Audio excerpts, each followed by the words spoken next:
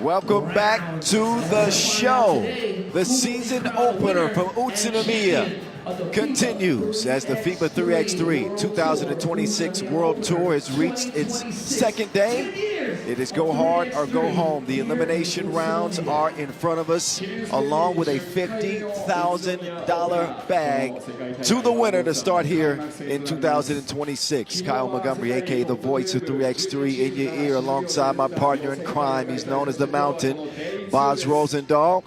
Getting ready to get into the action today as the weather has warmed a bit. It was cold yesterday. Expecting the temperatures to drop as we get into the evening here on this final day of play. But for now, it is very, very nice conditions here in front of the Futa Arayama Shrine. Back here for the 5th time to start the season in this incredible city of Utsunomiya. And our 15th season of the World Tour is underway. So in 15 years, if you don't know the rules by now, what's wrong with you? But don't worry, we got you taken care of. A rule refresher, courtesy of a younger me. We also have the slam.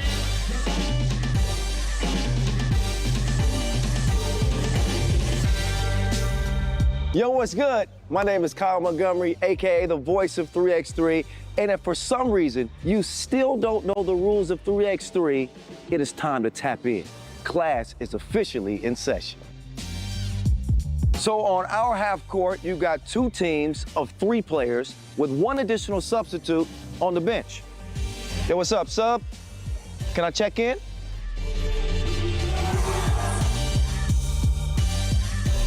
In 3x3, even the ball is different. This is the official Wilson right here. Trust me, it's groovy, baby. This game is pedal to the metal. 10-minute game clocks, just 12-second shot clocks, and a 1st to 21 scoring format for the win. If a team doesn't score 21 points, all they have to do is outscore their opponent within 10 minutes. And you know we keep it street. In this game, we score by 1s and 2s. Anything inside the arc is worth 1. Anything outside of the arc is worth 2. Still got it.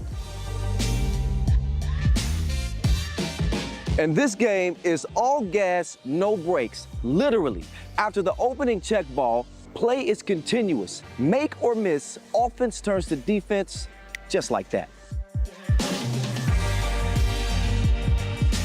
This 10-minute sprint is just getting started. We'll see you at the top.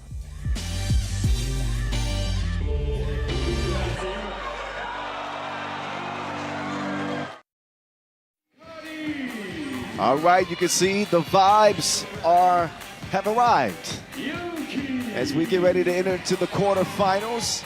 Here are the esteemed previous winners of this World Tour that started, this opener that started back in 2016. Serbia dominated with Novi Sad and Liman. Of course, Ub in there, back-to-back wins for the Americans. Miami, by the way, are still alive, as are Ub, as is teams like Liman and Antwerp and Amsterdam and Raudondvaris. And, you know, the crews is the top 10 teams in the world to start the year, and the best of the best have risen. Here are the matchups. Shanghai, Liman, Miami, Skyliners, one of the undefeateds against Raudondvaris. Hoptrans kind of limping in. Amsterdam and Antwerp, the Belgians and the Dutch renewed their rivalry to close out the quarterfinals. Here's your top bucket getters of day 1. Ivaldis Jalgas had a 12-point outburst in their play-in game to get to the quarterfinals. The Connect is plugged in for the Dutch. He tops their scoring chart with 17. And Cam's forte is scoring the ball. He's leading the way for Shanghai. We'll see them in the first quarterfinal against Ub. The dancers have cleared the court, and I think that means that the players are going to be on the way here, Boz. Yes. Yippee! Yippee. Your synopsis on what you expect going into this last day? I'm curious to see whether teams can bring the offense. Yesterday, not a lot of teams got to the limit, got to the 21-point mark. A lot of struggles, a lot of physical games. It got cold later on in the day as well, which slowed the games down significantly to me. So I'm curious to see what teams have done to retool going into the knockout rounds to get their offense humming and buzzing. Yeah, definitely some teams that need some retooling. When you think of Raudondvaris in particular, even Antwerp, the way they closed the day, I know it was a win, but it was not pretty. No. Anyway, these are the teams that are featured in this one, and these are the ones that we need to be talking about: Shanghai and but not a surprise to see them go 2-0 in group play. Close win over Antwerp. Yes. Right, 18-17, followed by a 22-17 win over Toulouse.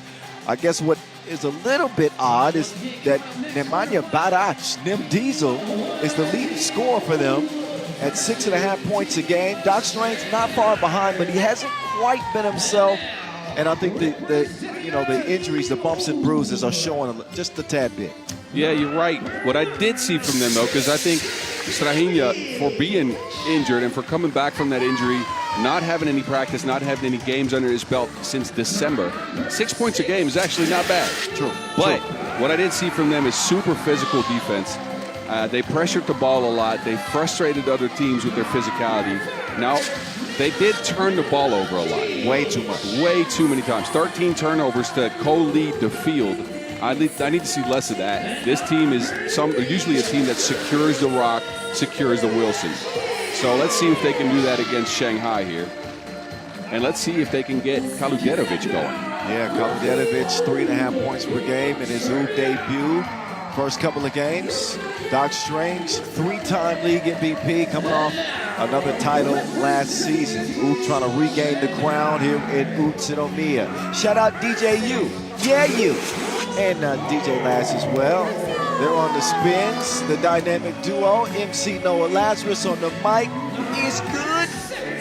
Shanghai's been pretty good. As they make their way to the court in the blue. After dropping their opener to Amsterdam, they survived the tangle with Utsunomiya in their play into the quarters. Thanks to 9 points from Cam Forte. Of course, the legend, Carlos Las Manos. That man had some interesting things to say about this matchup with Ub. I don't know how much you can share later, but keep that on standby. And, of course, Forte out last. We thought his numbers were good last season. His numbers yesterday were even better. More on that in a bit. We got a few moments to get warmed up. Much of Shanghai's team actually was Chongming last year, in case you're a little bit confused. The Shanghai franchise did exist last year, but they had a completely different squad. Zhu was on that team. Yes. But the other 3 members that you see with Shanghai are Chongming representatives. This game officiated, by the way, by Deanna Jackson and Najib Shahideen. Stoicic's looking like he's in good spirits today. Hit the deck a lot yesterday. I'm sure he had I think he looks all right to me. He looks like he's fine. Look, but that's something I saw, though, because in his first game of the day, he played it slow. He got to the bench a lot.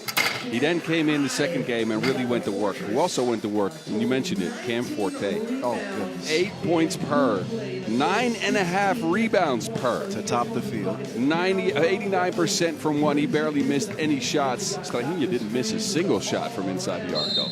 Yeah, that's efficiency. 2-point shooting, not so much. Doc Strange, a frigid 17%. Cam doesn't even shoot twos. No, he is exclusively a post player.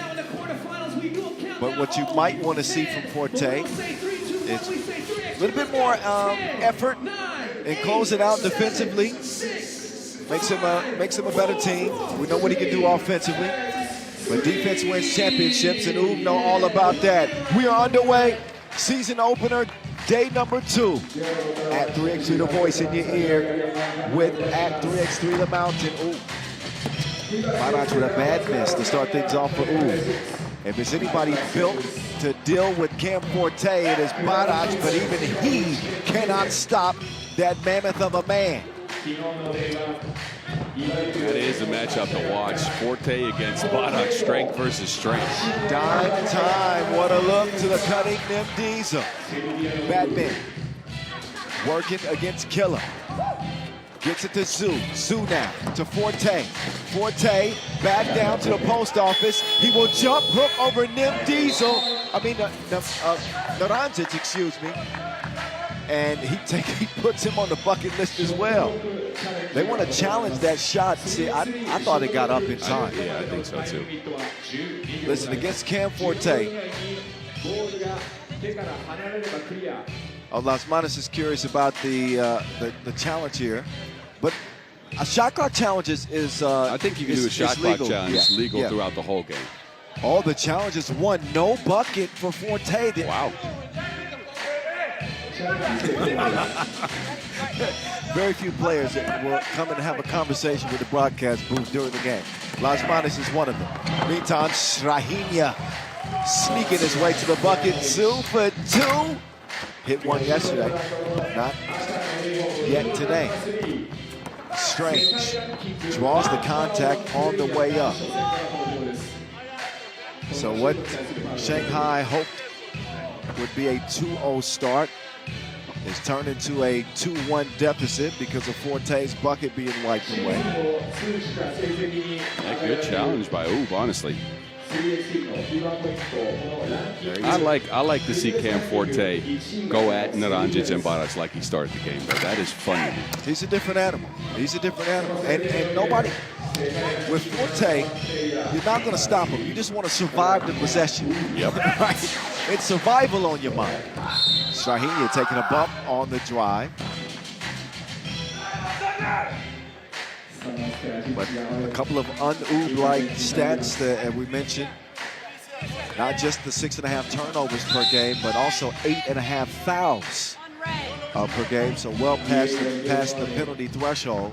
6 of 20 from two-land as well. So Oob got some things to tighten up.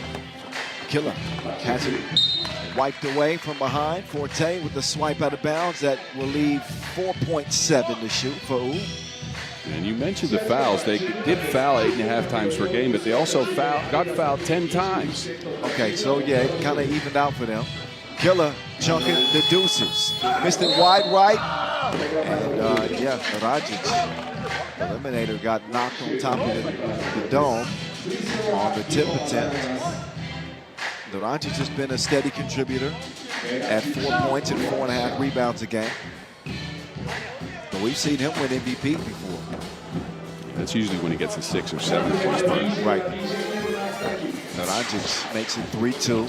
Around comes Las Manos, takes a pump from Kaludetovic. And the whistle comes from Tochigi. First foul on Oob.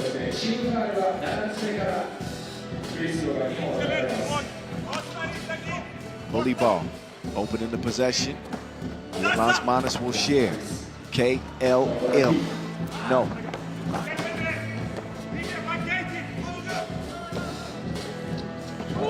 Round comes Strahinja. Running into trouble. He's going to get the reset. He's got only a second to shoot. And no magic for Doc Strange. A shot clock violation. But I don't know if you can share it or not. You can share some of it, an edited version. Las Manos said, what about this matchup with Oob coming into it? Well, he mentioned the fact that Oob plays a supremely physical brand of 3x3 basketball here in Utsunomiya so far, and he said it was going to be an all-out war, and that he was ready and up for the task in some similar wording to that. Okay, he's up for the task. But, okay. He said he was ready to play physical. We'll accept that. He's an ultimate competitor, and he ain't afraid to talk the talk, not walking the walk yet. In a 4-2 lead for Oob. Killer gives it up to get it back. After fumbling it, they got to get a shot up. He's going to pull it. The mid was mid. Now, Oob are getting a lot of extra possessions on the offensive rebound. And if memory serves me correct, the rebounding numbers weren't really that great. Yeah, 11.5 a game. That was bottom half of the field. Meantime, Forte back to work. He's punched the clock. Entry pass leads to the smash. 2 hands for safety for the eliminator. And with Oob, you just got to have more than one option. You know, Forte is going to get buckets. But it's the balance of Oob that just, you know, gives teams so many problems. Forte's going to get his 9. He will get his numbers. The question for Shanghai is who can shoot around him. I think they got a lot of drives. Zhu worked some under the basket as well, but they didn't shoot a lot of twos. Only 16 shot, and they only made 4. That is not enough to beat this Oob team. Also, Shanghai in the group phase did not do a good job getting to the free throw line. Only 3 free throws attempted yesterday, which is a little bit perplexing considering how physical, you know, Forte is on the inside. You know who I'm looking at for Shanghai? Xingrui Wu. I think he's got to be the guy that gives them more. 1.5 points per game, only 8 shot attempts through 2 games yesterday. He's a better player than that, and expecting him to take a step forward this year. Most definitely. Now, it's Wu. He must have heard us talking about him. Well, you know, it's a little bit windy out here. Well, that ain't going to force us to say anything positive. Wu will try to make up for it defensively. Kaludetovic is going to line up a 2-piece, no biscuit. Killer, 4 of 8 from long range. So right at 50% in his Oob debut. This is why they added him. Ball handler and a straight gunner from long range. Wu. Got to be careful with those bows. This ain't no ludicrous track. I know you was thinking about it. Throw them both. Wu gets the whistle though. Yeah, he does, and that's something he can bring, right? He's a scrappy player. He can get to the basket. He plays physical, and he can match Oob in that regard. So far, Shanghai unable to match Oob's scoring total. It's a 7-4 game. Forte will send that out of bounds, and that'll leave 5 ticks for Oob to get something up. Strange trying to sneaky link with Badac, but that one's out of reach.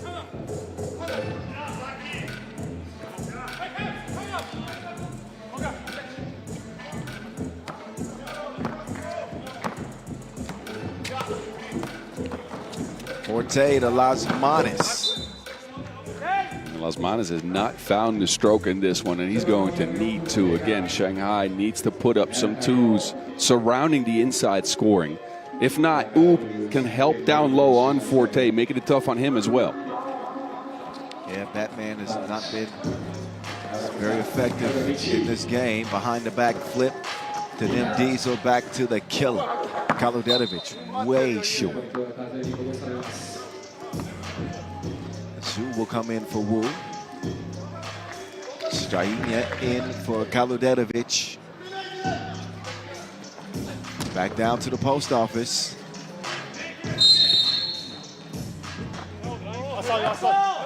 Foul red. Badac and Zhu getting tangled up.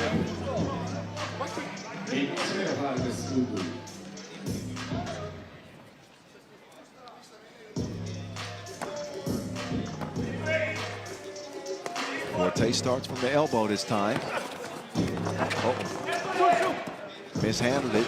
A little bit frantic now as Las Manas will try to save the day. Not happening. Strange.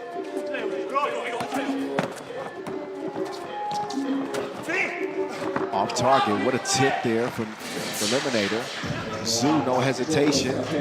Maybe not the guy you want shooting a lot of twos if you're Shanghai.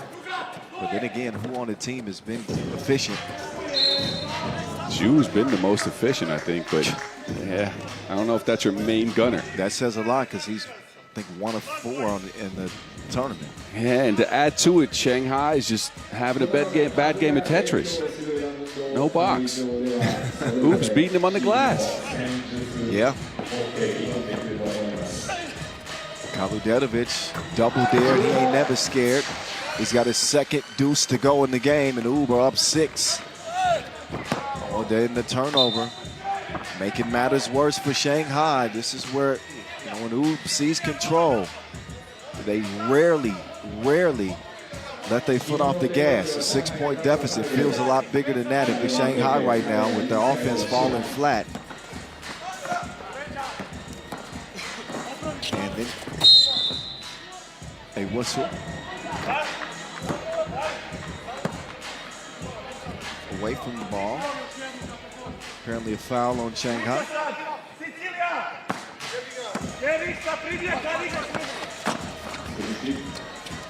Back to Kaladedovic. He will finish what he started. No box out and transition offense. Shanghai is coming apart, arguing. Basmanis and Forte. It's boiling over. Yes. Frustration is apparent.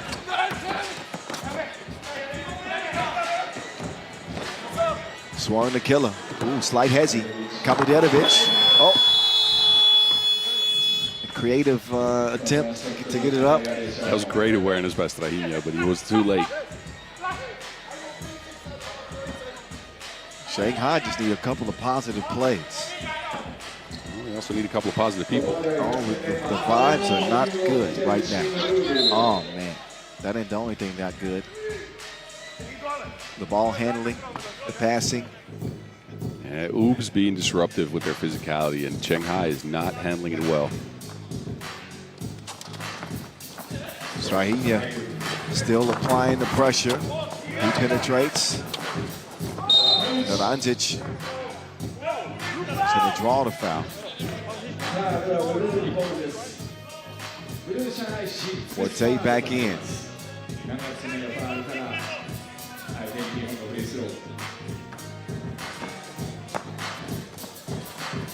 Strahinja. Sneaking it in there to Badac. Precise. And finally, Wu gets a friendly bounce. Shanghai was stuck in neutral for quite some time. They still look at a 6-point deficit. And Strahinja string music. Don't get mad at me, Dayon. 14-6.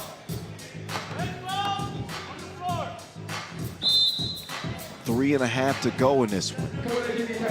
Shanghai is stuck in first gear. 6 points only after this amount of time in the game. Even Forte's not got it going. And everybody surrounding him also, look at the timeout now. They didn't even speak.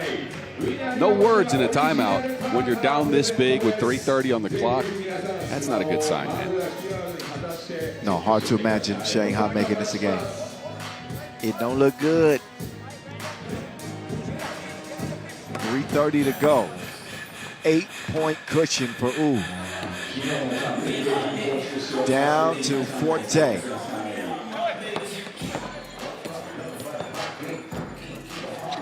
(14-7) Killer. Gonna be number 7 on Shanghai. Maybe a frustration foul for Forte because that puts Wu on the line. Well, they had it been great. 64% yesterday.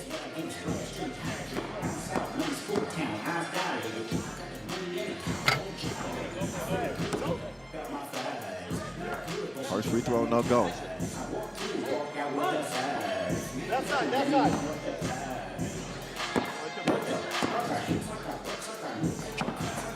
Second one, no good as well. Wu doing a good job defending the 2-point arc. Basmanis will try a 12-footer and will rattle home. Killer to Nim Diesel. Not happening. Cold 2-point shooting continues for Wu, but they don't exactly need it in this one. Forte says clear it out, clear it away. He'll kick it out.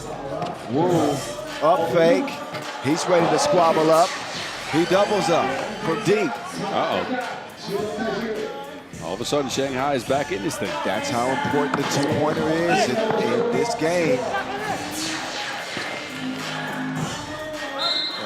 Forte now makes a mistake.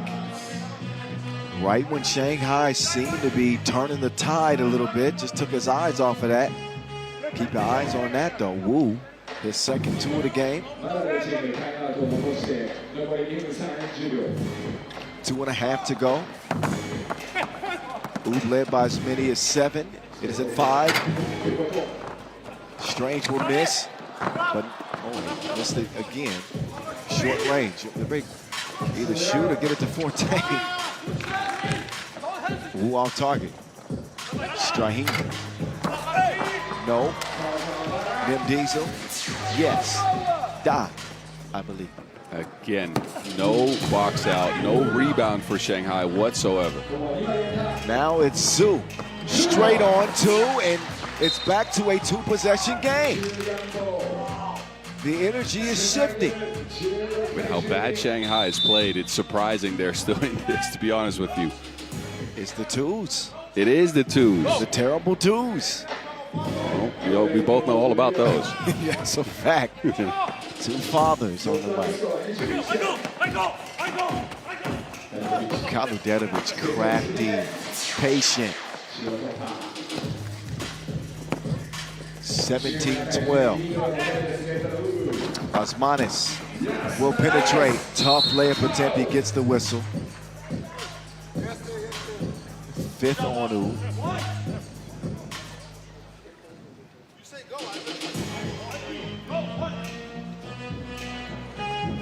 So U's sprint to 21 has turned into a sprint to 4.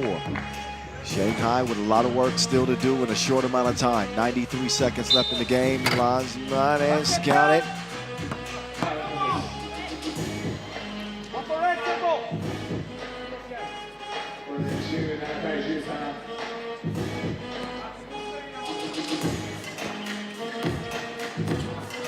Kaludetovic, you gotta like this matchup. Ooh, I don't know if you want to let Keller shoot. Offensive rebounding continues to make a difference for Ubas. They'll get another chance here. Active hands from Forte. Naranjic turns around, raises the iron. Loose ball, tracked down. Good hustle from Nim Diesel. Ubas just getting extra possession after extra possession after extra possession right now. And eventually, you're going to hit one. Forte clears it with Osmanis. He'll quickly repost. Forte going to the spin move that time. Lost his footing. Chair pull. He's leaning on me. What the fuck are you doing? Smart defensive play from Barac. You rarely see Barac being moved like that in the post. Well, that's why he's using his foot speed now. Yeah. 45 seconds left. Oob will use some clock. Get it down to 4 to shoot, and that is a dagger. That is a dagger from the Lemonade. 6-point deficit, I think, is going to be too much. Oh, Camp should have made the extra pass. Now Uber going to have another chance to salt away some clock.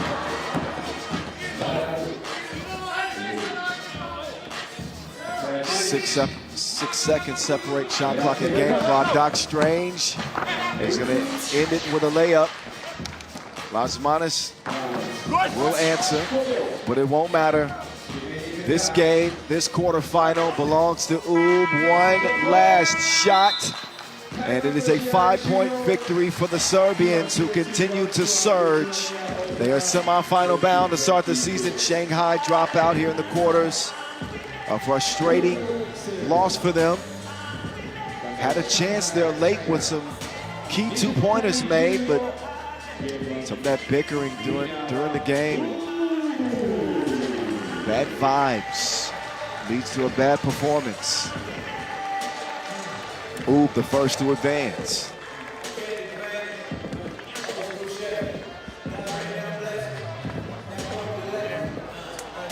Doc Strange making his way center court. Baz Rosendahl awaits with the bell bottoms on. Let's hear Doc Strange's thoughts on his team's performance and semifinal berth. Baz. Strahinja, congratulations. You guys just beat Shanghai, move into the semifinals here. What was the game plan going into this game, specifically dealing with the leading scorer in the tournament so far, Cameron Forte? First of all, I need to say this is my 5th time in Utsunomiya, and I really enjoy every time when we come in Utsunomiya. We know Shanghai is a very good team. They have 2 amazing Chinese players and 2 amazing Australian players, and we need to play tough and to try to win that game. Now, we know you guys are dealing with a lot of injuries, and you had to come back from your own injury a little bit early to be here to help your team out. How are you feeling after such a long layoff, after not playing 3x3 for such a long time? We are professionals. We need, when we go out to court, to don't think about injury and to be focused on game. And I think this is the reason why we play good. All right, well, congratulations. Good luck in the semifinals.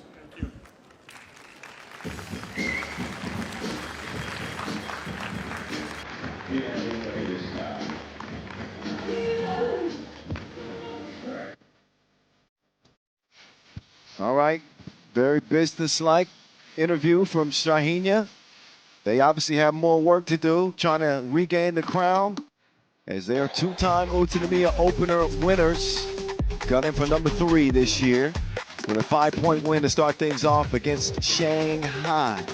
Quarterfinal action continues. Up next, we got Liman, we got Miami, the Americans and Serbians. Can Miami hand Liman their first loss of the tournament? We will find out next from Utsunomiya.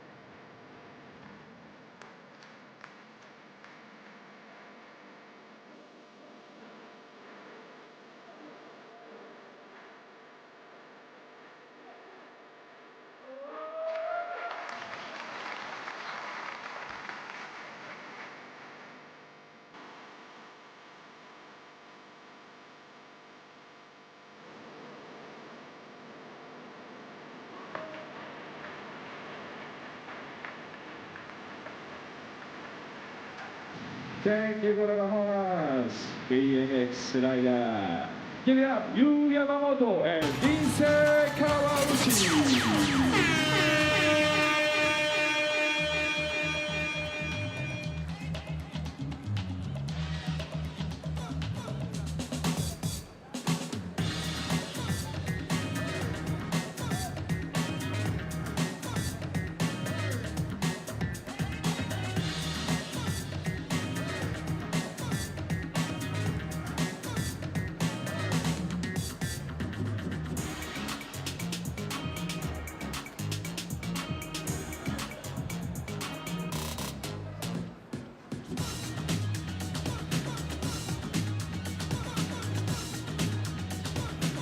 FIBA 3x3 World Tour Utsunomiya Opener 2026 ゲーム2の前にウォーミングタイム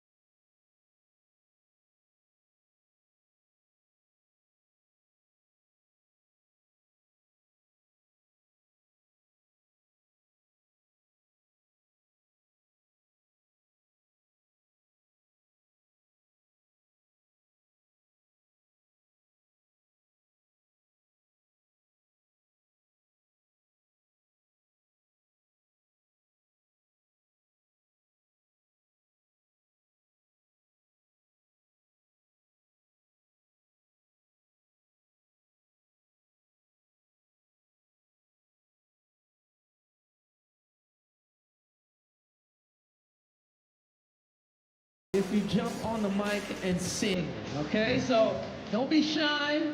I know karaoke. さあこの曲わかりますか Been here in Japan. So we're gonna represent with some karaoke.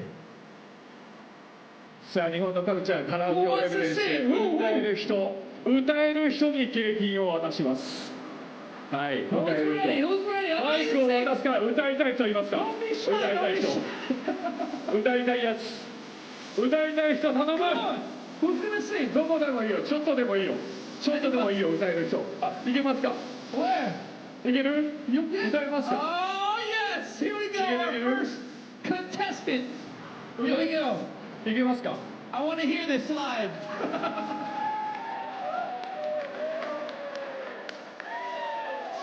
All right, let's go, brother. Come on, you got this. Come on.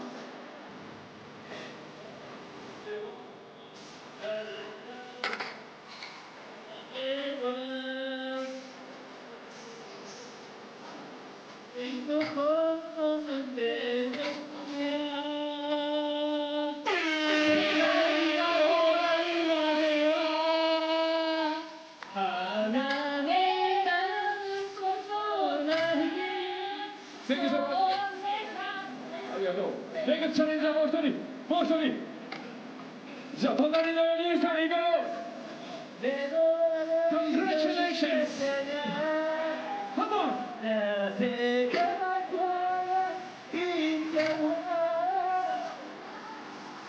And we got a rock star. Hey, come on. Come on, come on.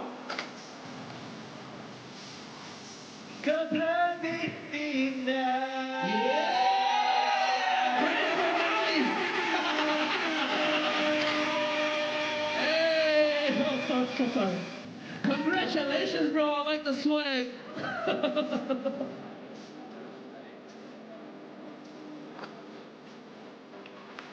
Hey, so give us a round of applause. We're having a great time.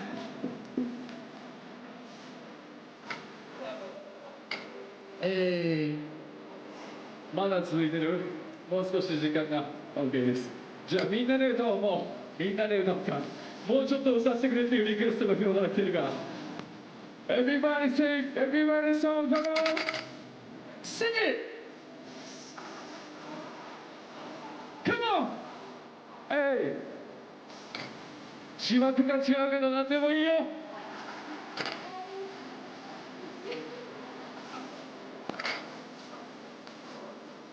2番だし。Come on! 俺も知らないけど。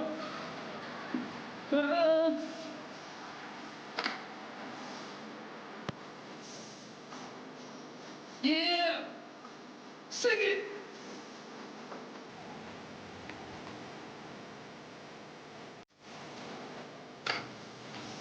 All right. Hey! Karaoke! Thank you guys so much. 飛んでくるな。 One love. Hey.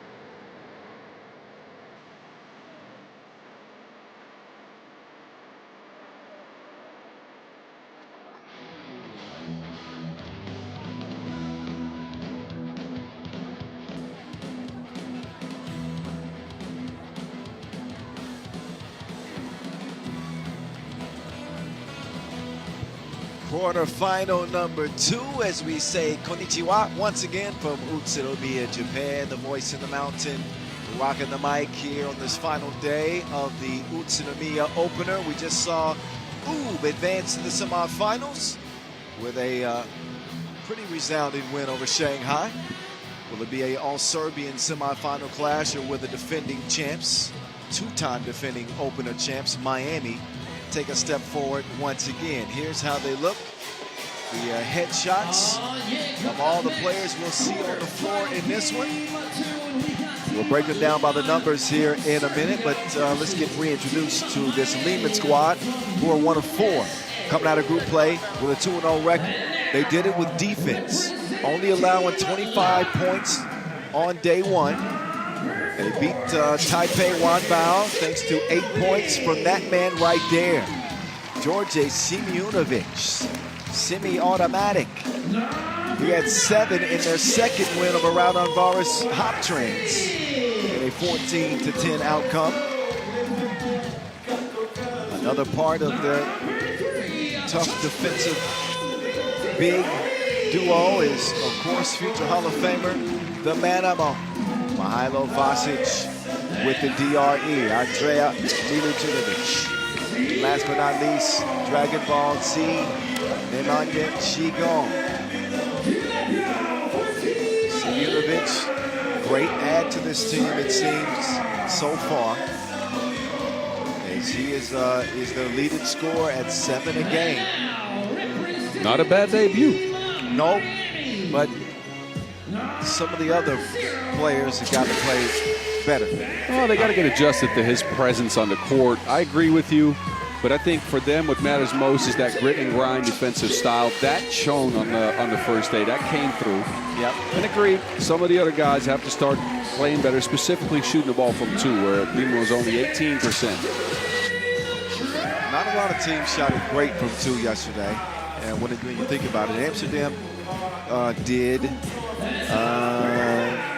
I think they were the only team that really shot it well. Yep.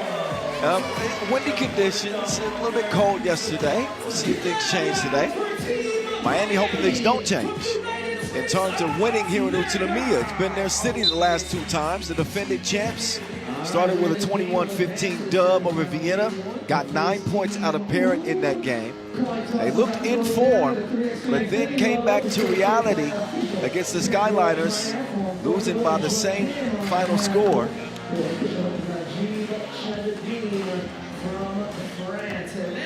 See, Dylan Travis was happy I shouted out the Omaha Zoo. Oh, yeah. We talked about that. We talked about it. This is his favorite zoo in the world. Is it? Yes. Okay. There you go. Getting some brownie points with the Americans. There you go. Yeah, they got some question marks looming over them for this game, though, because we talked about Simeonovic being a really good ad. Now, for Miami, Batten, he fit in the first game, let's say that, in the sense that he moved with them. He kind of played into their offense a little bit. Yep. But I need to see more out of him because he scored 2 points a game and he only rebounded 1 rebound per game. Miami's the worst rebounding team in the field. You added Batten to be kind of the enforcer in the middle, a big guy in the paint, a rebounder, and a target down low. That didn't come through at all. If you're not playing through him in stages of the game, why'd you add him? Yeah, now, the second thing I've seen, Miami's normally a team that's really high up in key assists because they run a lot of backdoor cuts. They only have 4 key assists in 2 games. So I think Batten's posting up down low and he's in the paint. That limits their spacing, and it kind of forces them to be an individual team, an individual creation team. 11 drives, most in the field, and it's all James Parrott, right? It comes down to whether he can create his own shot or not. And I think, look, we know he can, but I think Miami's at its best when they're playing a team-based style of offense. You saw the head-to-head player comparison, 2 players that need to step it up. And Nemanja Shigon at 3.5 a game, and Henry Caruso with 3 per for Team Miami. The defending Utsunomiya champions trying to outlast Liman in this next 10-minute sprint for a date with Ub in the semifinals. Here we go. The DRE working on the Caruso. Lofts up some mess. Missed it badly, tracked down by Shigon. He won't get it to the rim. Shot clock violation. And again, Liman coming to this contest 2-0. Miami at 1-1. By the numbers, Miami hit 20 of 23 shots from the floor, 30% from two land, just 3 turnovers a game. but didn't get the whistles they had hoped for yesterday, which amounted to just 5 free throw attempts. Gigon. Will Dragon Ball Z answer the call? He skips that out of bounds, out of reach of Simeonovic, who is shaped like a missile. My God, the man is massive. Get that man a bigger shirt. Meantime, James Parrott has been on a kill streak, averaging 8 a game for Team Miami. He's trying to get past Vasquez, steps back, creates some space, and a Russell Westbrook from the corner. So neither team, oh, we got a blue foul.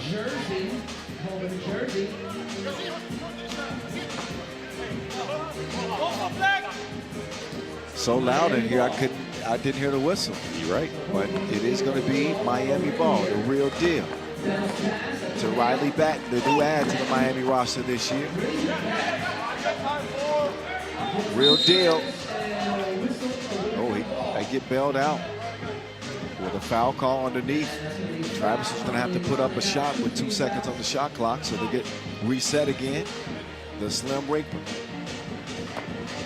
hasn't caught a body yet this year. No. It might be about that time. No, she gone. Air Parrott with the takeoff. He's like, get off my back, bro. There you go with those prediction gifts you have again. Right on time.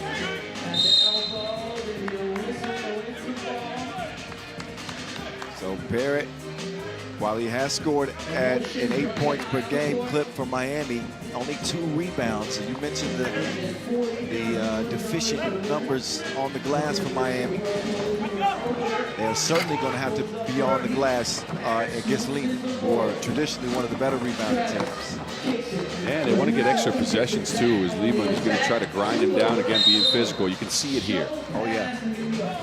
Utsunomiya, no shame in that shove that he issued to Parrott. Back up top to JP. Parrott, spin move, real deal, coming around, putting it up. Parrott, ooh, nearly converted it. That time it's wiped away. Gigon will track it down. Utsunomiya slowly making his way back to the floor.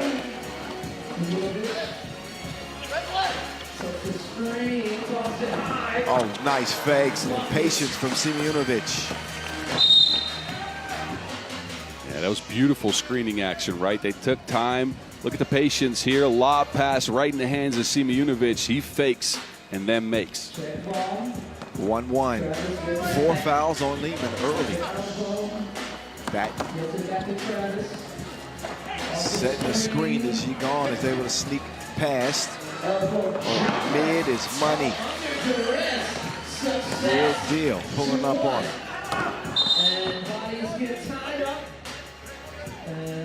Another whistle. This time it's against Miami. At least Miami's trying to match the physicality here, something you rarely see them do. Usually they try to outpace teams. Simeonovic, semi-automatic. He can do that if given an open look. Travis down to one leg. And he'll miss the short range attempt. Back down to Simeonovic, who will make the extra pass to Vasquez. He's past Batten, and it's going to be a common foul. And a warning for blue. They wanted an unsportsmanlike. Well, they got a point. I don't know if there was a play on the ball there, but we will trust our Olympic officiating crew. The call is a standard foul. 3-2. She gone. Oh, that ball is gone. He lost that out of bounds. It's going to be interesting to see how Gigon attacks the drop coverage with Riley Batten. Usually he gets a switch and he's fast enough to get around the corner and get ahead of steam going towards the basket. Now he has to attack a big that is waiting for him in the paint. Oh, James Parrott. No. Utsunomiya will corral it. Simeonovic, the tank. To Dre. The Drele makes it 4-2. Oh, Simunovic hits the deck. Can you imagine a collision between Parrott and Simunovic that sends Simunovic to the floor? No. In what world does that happen? Absolutely not. That man's like a juggernaut.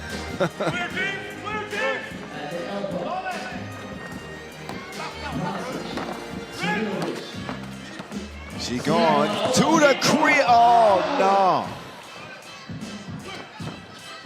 He didn't know if he wanted to dunk or lay it up. Case of the Mondays. Meantime, Parrott. Oh, no. Wow. Can he try it again? Yes. Let's stick with the layup this time.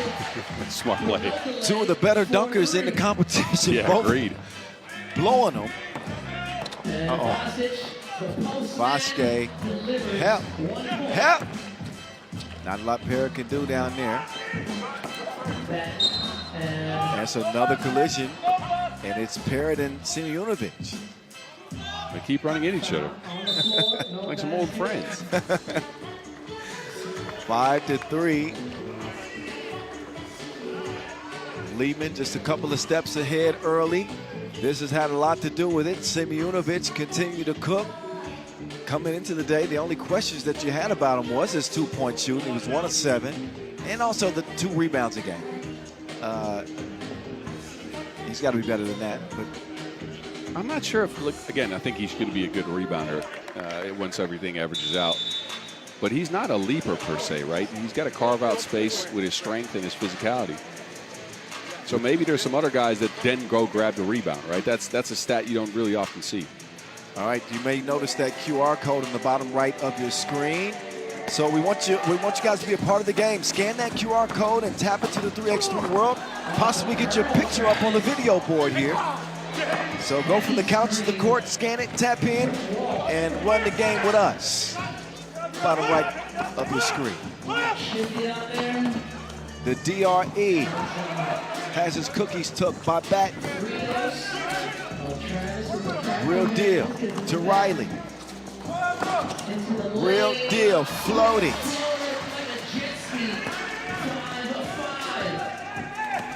Vasquez trying to get tricky with the dribble drive, but he's held up by a Miami foul, their 5th. Dead even by all measurables. 5 fouls, 5 points, 5:41 to go in the second quarter final.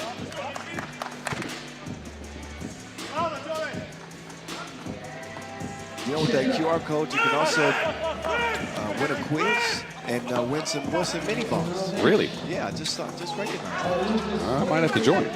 Meantime, She gone is told to be gone. Pairing with the defense. He'll give it up. The American Eagle yet to take flight. Caruso. He's fouled on the way to the bucket. Caruso with 6 rebounds yesterday, but I believe it's just how many points did they have? 3? Yeah, not many. Yeah, he and Batten combined for 5 points and 7 rebounds. Day 1. And they need more out of Henry. Up fake, Vasquez. His floaty won't go. Simunovic can't get the tip. Quick clear from Miami. This is when they're at their best, playing at pace, getting that Wilson moving around. Leads to a good shot, but obviously Parrott didn't have the touch that time. DRE says run up and get done up. 2 to the chin. 7-5. Oh, well, that they're going to look at this for an offensive goaltend. But you know, I don't think that's basket interference. I think that ball is down. I think so, too. I think too. that ball is down well within the cylinder. You know, that grab on the rim had hardly no effect on that shot. I got to be honest with you. What? I am unclear on the rules about offensive goaltending. If he touches the rim before the shot goes down, is that an effect on the shot? If it's in the cylinder and the rim is touched, the nets are grabbed, the ball is touched, then that's going to be an offensive goaltend. See, here's where I'm happy that you have some ties to the referee. Well, I've been wrong before. I might need a rule refresher, but Oh, that's as close as it gets, man. I don't know if it. He touches the ball That's before tough, it goes man. down. Basket is canceled. Yep. Wow. It's in the cylinder. He touched it. So basket interference. Man, that's just that's not a good play. No. Unfortunate for Miami. Gigon gets around the corner, gets it stuck on the glass. Sticky noted. Real deal. No.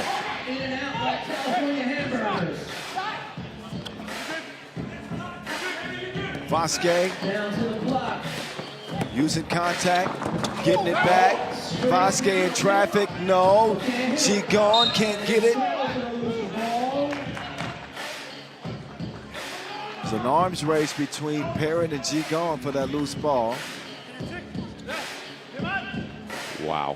And it'll be Liman ball, but look at that again. A disrespectful defensive effort. Gigon puts on the brakes. Gigon still has not hit a 2. Matter of fact, Liman as a team, 4 of 18 from the land of plenty coming into this one. Gigon has struggled in this tournament. His team up 2 as we approach the 4-minute mark. Parrott trying to get rid of Utsunomiya. They're going to set up the real deal. Off the miss, he takes the assignment of Dragon Ball Z. Parrott says no to Vasquez. Vasquez continues to attack. Foul called on the floor against Parrott. Media timeout. You can't attack James Parrott on verticality. He's just going to out-jump you. He's got longer reach than almost everybody here. But good job by Mihailo Vasic by carving out some space, getting into his body. That is the way to try to score on him. And this time he goes to the free throw line because of it. He just needed some help. Some help rebounding would have got the possession from Miami, but you can't expect Parrott to hold off Vasquez with 2 or 3 attempts. No. The scoring in this game has been sparse, to say the least. 7-5 after 6 minutes and 15 seconds. Liman like these type of games. They do. The DRE has been unable to produce. Now, Caruso. Caruso's has struggled as well for his team. A little frustrated after the miss here point blank range, and he'll send Utsunomiya to the line after that foul.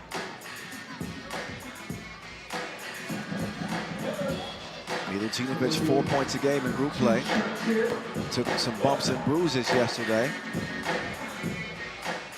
And still trying to settle in here. First of 2 free throws will go.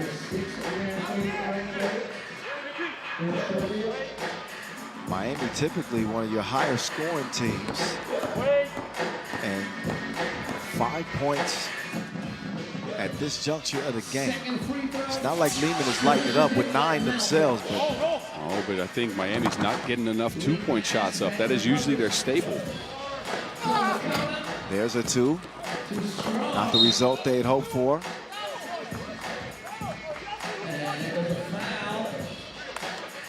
So Miami playing a little bit tight. Have to adjust a little bit with the addition of Batten. No Mitch Hahn for this one.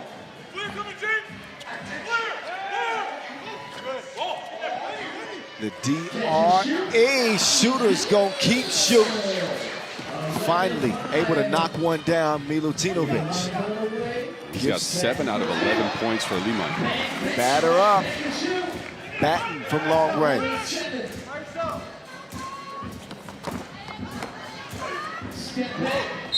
Uh-oh. It's still Dre. Back-to-back 2s for Utsunomiya. And he's coming through clutch here. 9 out of 13 points for Liman, and he can add 2 more here, as that is the 8th foul on Miami. You can't forget about Dre. I'm just saying. I don't care how bad he struggled yesterday. He's very much a rhythm shooter, streaky shooter. But when he's feeling it, he's going to make you feel it. He's going to make you call the doctor. 14-7. Utsunomiya with one more, 10 in the game. I guess Dre is producing now. He's back in the lab. Oh man, they just keep coming. Oh, 2 for 2, 11 of 15 for Trey. Parrott no good.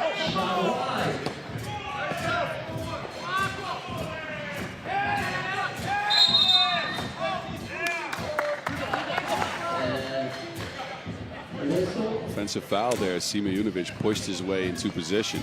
It's also the 7th on Liman, but again, that grit and grind style. Look at the separation all of a sudden in this game. Yeah, 8 points. That's a big hole for Miami to climb out of with just 2:20 to do it. She gone, trying to get rid of Parrott. They'll run around the Utsunomiya screen, misses it. Cindy will also miss it. Basic and Zigon both went for the putback there. Little friendly fire. Cost Liman a chance at another bucket. Parrott to Travis. Caruso sets the screen. Travis nearly got it to Caruso, but quick hands from Liman changes things. The Manimal. Back to the DRE. Dre, ball fake. Fancy dish himself. Bosque doesn't get it up in time. Question for Miami is who is going to pick up the scoring? All of them have 2 points. James Parrott led the way yesterday with 8 points per game. Where is his offense?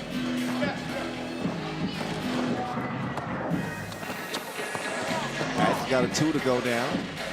Now he's facilitating an open look. Off the miss for Travis. It's back with Black, Miami.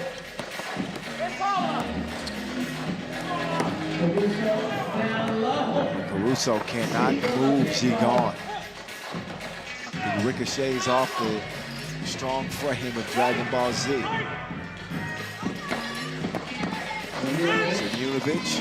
Oh, Utsunomiya missed dribbles. Miami's got to get some twos going and with the quickness. Oh, that's a heck of a collision. Caruso just giving 110% to try to get that loose ball.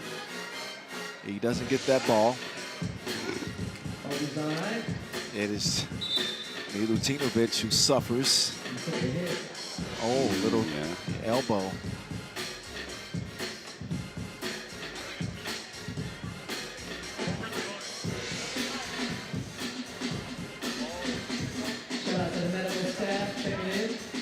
So Utsunomiya will, whether he's still hurt or not, he's going to milk this opportunity to get a little bit more rest. I'm sure he is. He's feeling that. Oh, he is feeling that. That looked like a pretty bad collision there. Oh, yeah.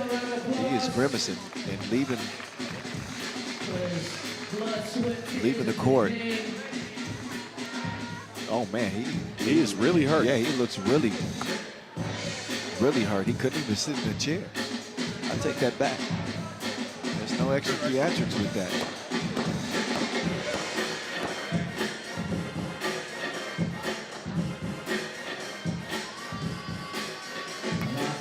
Basic, no go on the first free throw attempt. Credit Liman, who have, again, gotten it done on the defensive end throughout this tournament, allowing about 13 points a game. And they have put Miami on ice. And specifically this guy, James Parrott, who's just been invisible in this game. Oh, yo, what was that? Oh, defensive breakdown.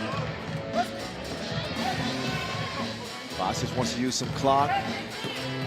Utsunomiya, instead of attacking Parrott, he's going to get it back. And just enough time. Caruso chunks the deuces. Tracked down by Zigon. Here call for the foul, and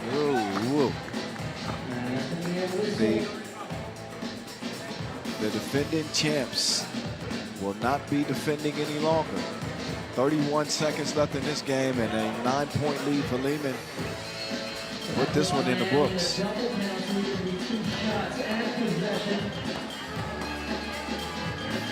Only concern for Liman right now is the status of Milutinovic. He just gave me a thumbs up. I think he's going to be all right. All right, good.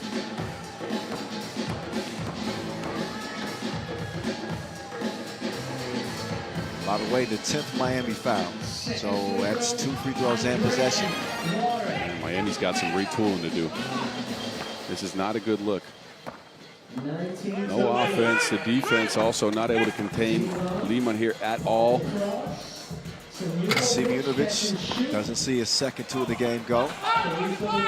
Caruso to Parrott. Parrott won't go. 4 seed from Parrott again.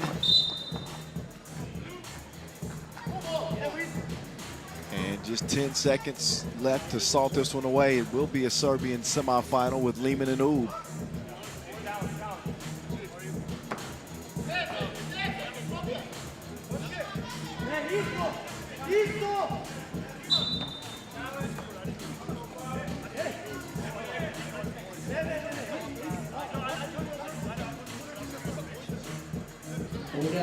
Liman far and away the better team, the aggressors. Miami, who rely so much on their shooting. Well, and then they're relying a lot, again, on individual creation. Not just the shooting, but also to drive, to get to the basket, right? Again, in this game, almost no key assists for them. Almost no Princeton backdoor cuts. The offense that we're known to see from this Miami squad is disjointed now. And they're not getting to their spots. Also, if you think about it, this lineup doesn't feature a lot of elite shooting. Normally they have Mitch Hahn. Last year they had Trey Bardsley at phases. Now they have, and I'm not saying these are bad shooters per se, but they don't have a specialist with them. No, well, yeah, you're right. Gilbert can shoot it. It's Parrott too, but inconsistent. Parrott with the steal. Only to be stolen back. Dragon ball. Shi! Kitchen was closed. Final tick. And it is a 20-8 beat down. Liman give it to Miami. Hold'em's just 8 points. And a massive performance from the DRE. Trey Milutinovic explodes for 11 in this one and didn't even play the last couple of minutes.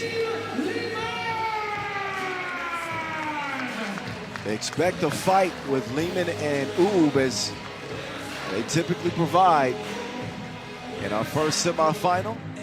2 more quarters coming, but right now we're going to go to center court where the Mountain is standing by with the DRE after a double-digit scoring spree. Box. Andrea, first of all, congratulations on that big win over Miami. Now we got to ask, we saw you leave the court briefly there. It looked like you got hit. Are you okay?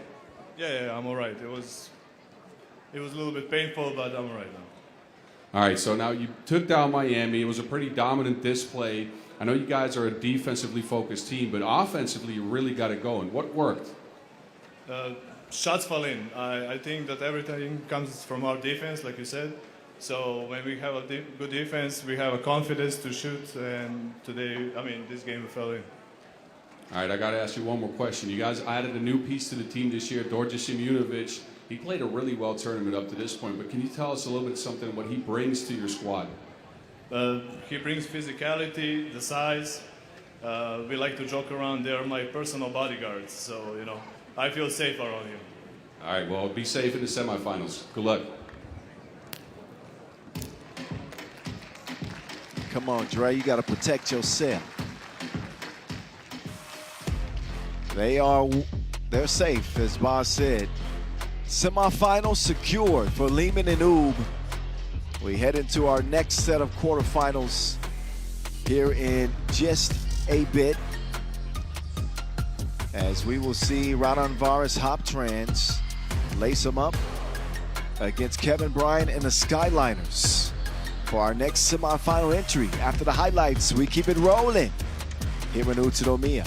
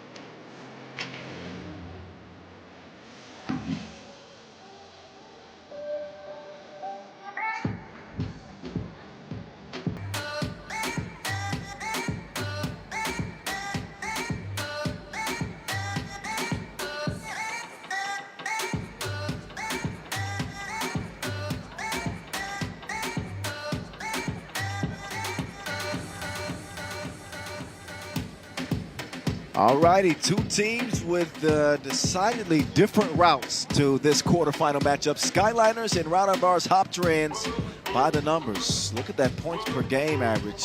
Raudondvaris Hoptrans, you don't see many teams make it to the quarterfinals averaging 13 points, but it speaks to the type of defense that they played yesterday. And they and obviously the individual play of one Evaldis Jogas Evo Knievel, who saved the day for the Lithuanians yesterday and gives them a chance to potentially move on to the semifinals. But he's going to need a lot of help today in a matchup like this, specifically against an undefeated Skyliners team that, I don't think it's a stretch for me to say this, they're the best looking team. They have the best body of work of any squad at this Open. I would put Amsterdam up with that as well, but I think I agree with that, yes. They've looked sharp. They have scored from one at an extremely high clip. 82% on ones, 23 for 28. Those are ridiculous numbers. And they've gotten it done through team play, right? 11 key assists, 7 of those coming out of the hands of this man right here, Stefan Kojic, who's been distributing, not scoring. And then they get the best version of Niklas Krop. 7.5 points per game, and he's hit 5 of his 7 two-point shots. What a tournament he's had after picking up the MVP at the first Challenger of the year they won. Yeah, so this might be the standard now. He's now Cash Crop. He's Cash Crop. New nickname activated.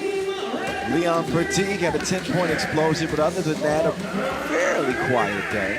Skyliners, again, 2-0. Coming off a Hing Challenger win.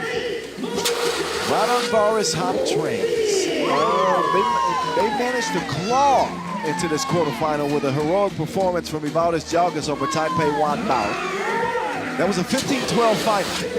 Jogas had 12 points of the 15. So yeah, he's averaging 9.5 points per game. The rest of the team isn't averaging more than 1.5 points per. That is wild. That is rare. That is incredibly rare. But they got another opportunity here in front of them, and the Lithuanians got to get things turned around with the quickness. Not a lot of teams want to see the Skyliners in the way that they're playing right now. So you got to consider them to be a heavy favorite in this one, especially with Raudondvaris not having Aurelius Bukelis available for this tournament. If Raudondvaris aren't careful, this game could get out of hand early. We ain't even seen Kojic start to cook yet, because he told us both that he actually likes being the facilitator now better than scoring a lot of points. He said he loves passing the ball to teammates that go to the basket, and I could see it. He's playing with a smile on his face. He's walking around a happy man. Team, not just team leading, tournament leading, 7 key assists. Jalgis, #1 on the scoring charts coming into the day. And they're going to rely heavily upon him. What stunts will he bring in this one? For T, 6 points a game average. He had a 10-point contest in game 1 yesterday. He and Krop combined for 17. The kid has made 91% of his field goal attempts. That's from the floor. He has not been sharp from 2. He's 0 of 9 from 2. But inside the arc. Yeah, that's where he's hitting all his shots. Right. But again, 0 for 9 doesn't really matter if you're playing this Raudondvaris team who are 1 of 19 in 2 games. Oh, yeah. That's 5%. Yeah. Jalgis is the only person to hit a 2. He's 1 of 10 himself. Oh, that is just horrendous. So we'll flip a coin for this one. We'll find out which side Raudondvaris want to show. Maybe it's a more balanced squad. Of course, with a new add to the team this year. Flight mode defended well by Kevin Bryant. Bryant, by the way, tied for the tournament lead in block shots. Teague trying to get into a rhythm early. He missed a step. Bryant saves it to the guys in teal. Balabi shoots. Skips it to Jalgis. Won't go. Kevin Bryant corrals the rebound. 4 points a game, by the way, for Kevin Bryant, 100% from the floor. Might not be a bad idea to find him on the cut. They do not. Instead, it's Teague throwing up another brick. Jalgis keeping it on the perimeter. He's going to let Balabichus drive. Flight mode's in shooting mode right now, and now he's in yamming mode. So Kupis gets Raudondvaris on the board.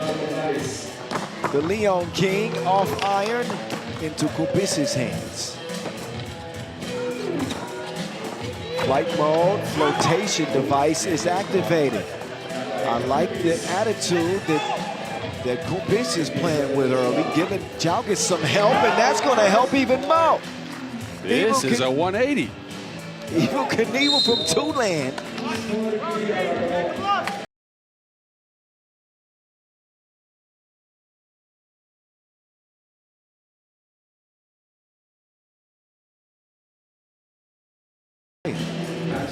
Looking to serve up another dish, potentially. He's a little bit more aggressive with his shot taking.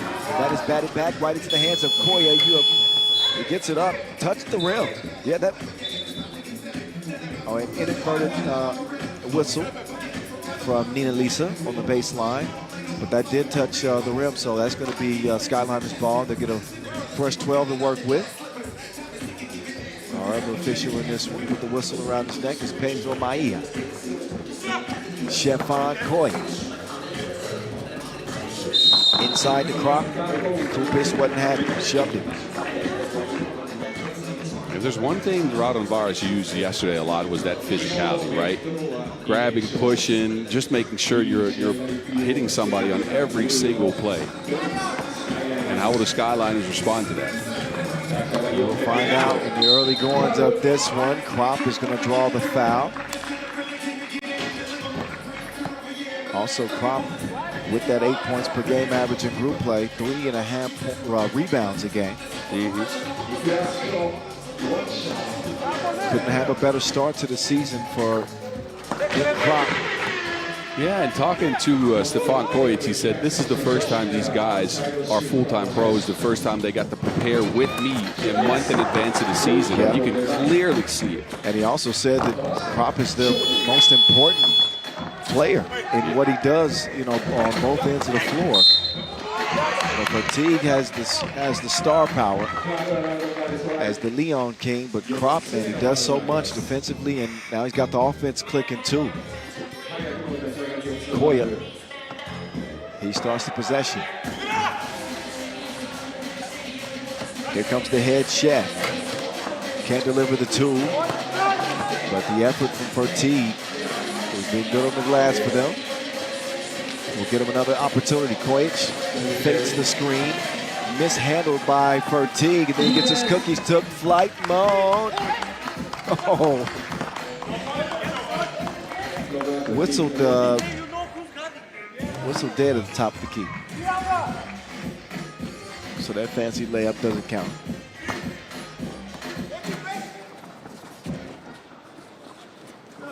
New ad is back in for the Lithuanians. Vasiliauskas has got to give him a little bit more. He didn't do much yesterday. He was a negative player value. You barely see that ever.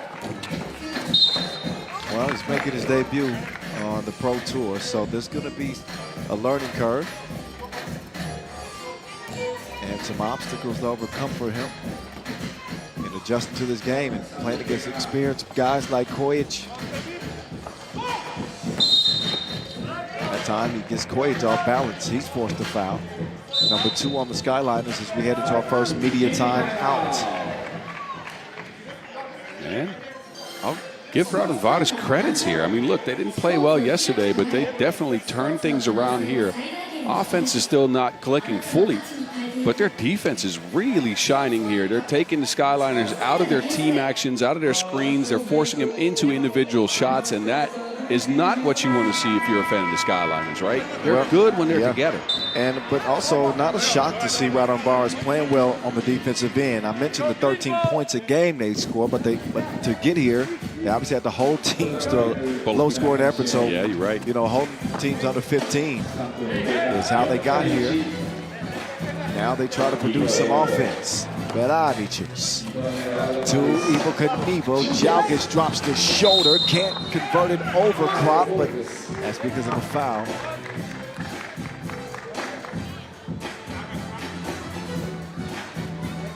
Jal gets up to the line.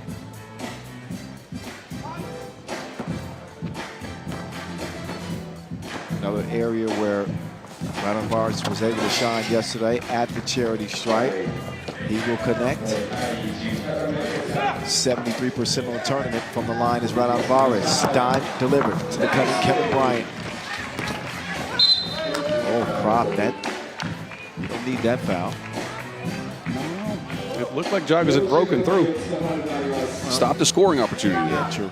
And true. Just the 4th on the Skyliners, so they got some room. Raudondvaris for 4 as well. Obis inside. Vasiliauskas getting dizzy. Spinning off of Fertig for the 6th Raudondvaris point. Totally different looking team through 4 minutes of play. Meantime, they continue to share freely. This Skyliners team. Kevin Bryant set up again, 6-3 contest. Yeah, this is again what I talked about. Once they get to their screening game, once they get Bryant involved in all these screens, that is where they are offensively very, very gifted and hard to stop. PB is not brought to Jay yet. He's letting Jalgis go to work. Oh, yeah. And Kojic not going to give him anything easy down there. But Jalgis is one of the most dominant players in the game. Yes, he is. If I haven't said that before, Jalgis is an absolute terror. He is a problem. He's got that flip hook shot over either shoulder, and it's so tough to stop because he's got his whole body between you and the Wilson. Yeah, even though he hasn't shot it well in this tournament, he's kind of expanded his game, added 2. Last year, shot it pretty well. And good defense from Jalgis as well. 1.6 seconds left on the shot clock here to get a shot up. They'll get it to jolly old St. Nick. He's going to try to deliver a miracle with a second to shoot. No, he won't do that. Shot clock violation.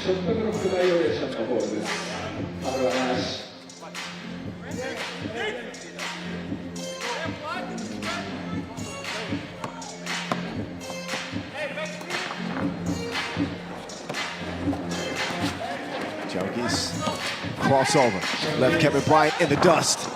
Great recovery contest for Bryant, but Vasiliauskas is there to clean up the mess. 7-3 start. Raudondvaris, and Kevin Bryant gets tripped up that time. The Skyliners are not not getting any easy looks on offense at all. And the rebounding game has gone the Lithuanians' way, as expected, by the way, because they are the best rebounding team in the field of teams that are left. Man, maybe Skyliners drinking the Kool-Aid? I don't think so, but Koy's sensing that they need some offense from him, but the stroke's been broke for the chef in this one. He's now 1 of 8, 1 of 9 for two-man. Krop is going to loft one up. He will miss. Loose ball, out of bounds. Substitutions being made. Vasiliauskas getting a breather. Chef Koya on the bench as well. Velabichus. He and Jalgis, two-man game with Krop now defending. Bryant cannot stop the entry pass. So Raudondvaris giving Skyliners a little bit of a taste of their own medicine. Yes. Krop inside, Kevin Bryant. The degree of difficulty on some of the layups that he's made in this tournament. Threw that in reverse. Oh, easy breezy. Velabichus and Jalgis continue to connect for the Lithuanians. Krop will redirect. Flips it over his shoulder to KB Bryant. Nope. Snuffed out by Fertig, the Leon King.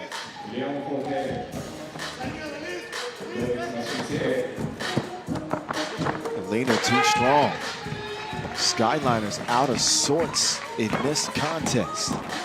Raudondvaris smelling blood. Ball fake and the flick up with the left hand from flight mode. So he's improved his layup package. Fertig, ISO game, and he beats the horn.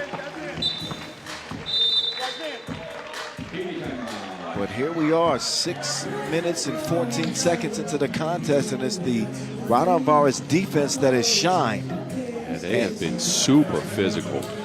A couple of these screens have worked, but they've even had to do this kind of stuff. You see the backwards layup from Bryant to get their shot in. No easy looks, no open layups. The shot is not coming around. Raudondvaris is putting a lot of pressure on the perimeter to keep Skyliners away from the two ball. And it's a little bit windy. We haven't seen too many two ball splash today at all. True. But a matchup of obviously different type of styles. Skyliners struggling with the physicality of Raudondvaris and running the pick and roll game to perfection. Vasiliauskas just tried to yam on the chef.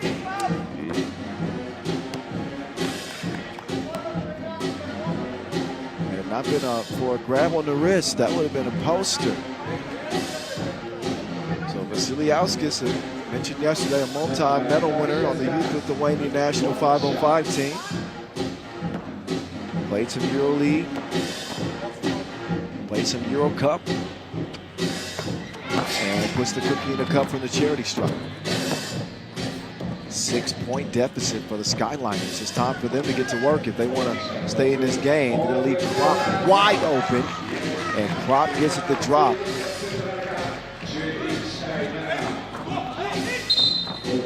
Offensive foul called on Vasiliauskas that time.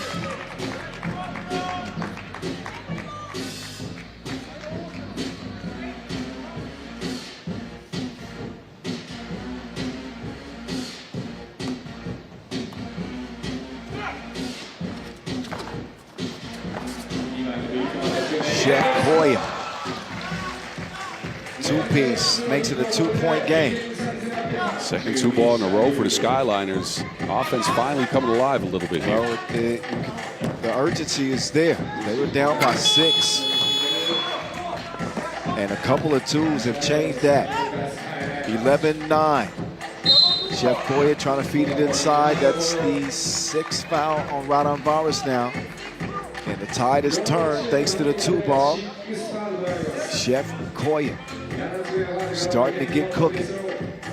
Just turning the burners on right now. Oh, passes out of reach. Koya and Bryant collide, but actually Koya is saying he got grabbed. But he's holding me, brother. Now I need to give you a warning for me. Do you see how cool official Pedro is? Koya's blowing off steam, and he just calmly says, and now I'm going to have to give you a warning. Belabichus. He decides to get reset. Belabichus. Difficult shot. Now it's Krop behind the back. Krop, man on a mission, but he's denied flight mode. Got his game face on. Flight mode, pocket pass to Jalgis, mishandled. Krop comes away with it. 2:25 on the game clock. Vertique from the logo, he'll start to operate. He had Kevin Bryant wide open. Instead, it is that man again, Cash Krop, Cash Money. Dead even, 11 all. Oh yeah, he drugged the pivot foot. Raudondvaris, who jumped out to an early lead, have not defended the two-point arc well and have left a lethal shooter. Not Chris Matthews. Nick Krop. Couple of deuces in the game. And man shooting 71% from two-point range coming into this one is not the dude you want shooting. Definitely not. And that's the guy they pressured a lot to start the game. That pressure's gone away a little bit in the last few minutes here. Yeah.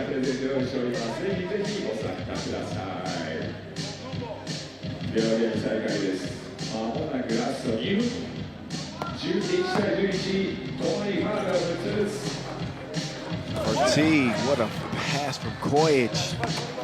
Vertige will get reset. He'll go to the spin move. Tough shot. Won't go. They're going to rely on Evel Knievel. Bully ball inside.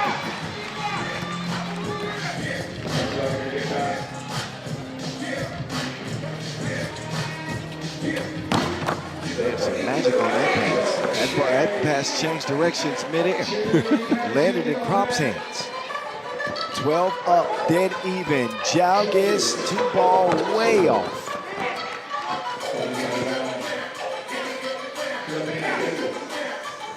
Krop taking his time. Koya, Krop pick and roll! Inspected and rejected by Flight Mode.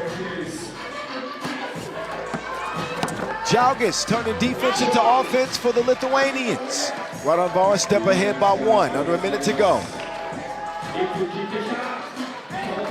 Now Krop did a great job using that frame. His angle on screens is so good that you can't guard it at all. Oh, Jalgis putting him in the blender. Left him at the laundromat after the spin.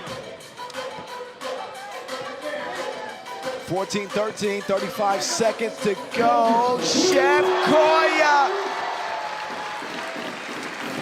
Skyliners back in front.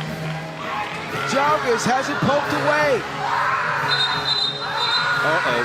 Vertige's ankle is... Oh no. Oh, man.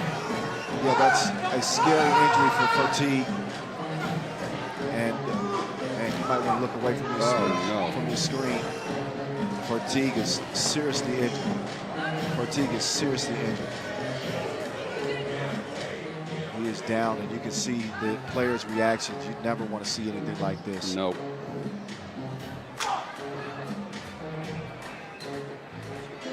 His ankle got stuck under a rolling player, and it's not looking good. Obviously, the medical staff is going to come out. He's going to have to be taken off the floor here. And sending, obviously, our best to Leon Vertige. And just a devastating ankle injury here. Taking the life out of this game.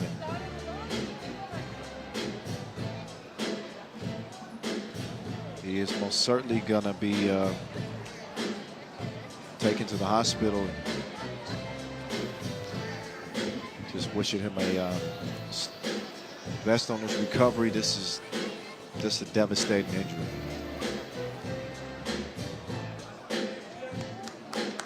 And you can see the emotion from his teammates, teary-eyed Kevin Bryant, and even Raudondvaris. emotional about it. They're going to try to compose themselves and finish this game here up by 1. That is tough. Yeah. I don't know how you respond after this, after seeing a teammate go down like that, man. This is an extreme situation.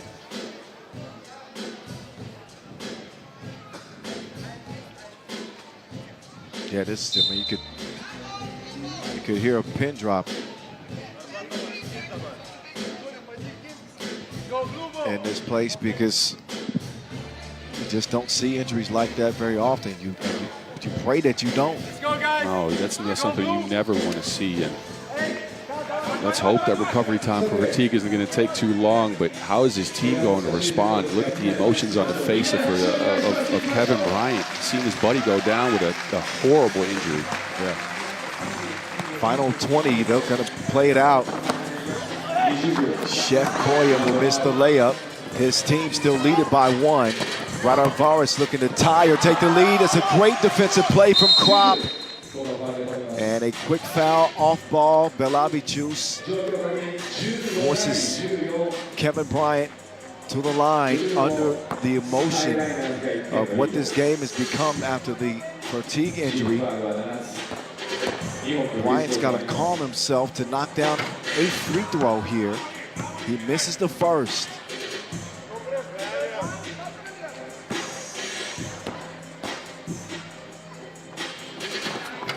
And the second, but a huge offensive rebound for Chef Koya. Krop is going to run the clock out. They got a foul. They don't. Raudondvaris are going to run out of time here. I heard a whistle right before the horn. I think the Skyliners is going to secure this win, but they're going to take a look. That whistle seemed like it came maybe a second before the horn.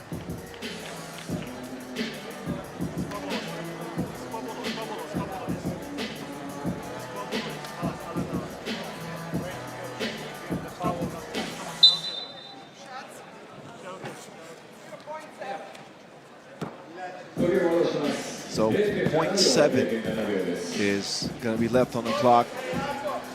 And Bryant on the line for another 2. He needs to hit at least 1. A quick tip out to a 2 attempt. Yeah, not enough time for that. I don't know. No, 0.7 is just not enough time.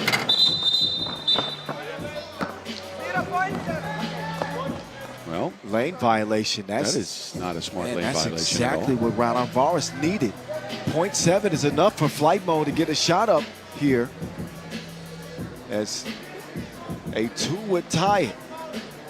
The length of Krop trying to throw the shot off. It is on the way, but it is no good. A bittersweet quarterfinal win for the Skyliners, who hold off Raudondvaris. Even though the Lithuanians jumped out to a fast start, looked like they might win this thing, Skyliners overcome the deficit and overcome a gruesome injury to Leon Fertig to win it 16-14, and they move on to the semifinals. But it's a victory that will be hard for them to celebrate without Fertig. That's a Pyrrhic victory if I've ever seen one. You win, you move into the semis, but you lose the heart and soul of your team. So highlights of this one. Again, a 2-point win for the Skyliners. And only one more quarterfinal left. Amsterdam and Antwerp. They will take center stage. After a brief break in the action, we will get to that one and find out who plays the Skyliners in the semis. And again, prayers up to Leon Fertig and his recovery after a scary injury in this game. Stick around. More 3x3 hoops coming at you from Utsunomiya.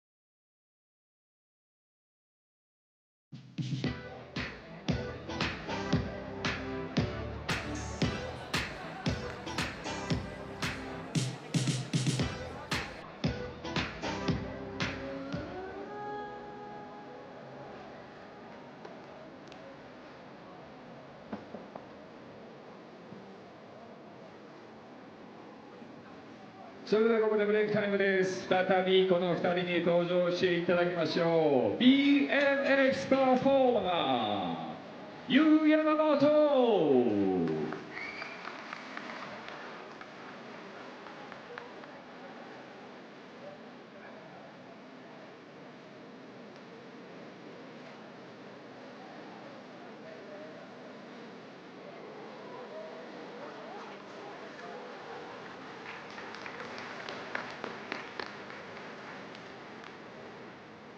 そしてもう一人のライダー、銀星川内。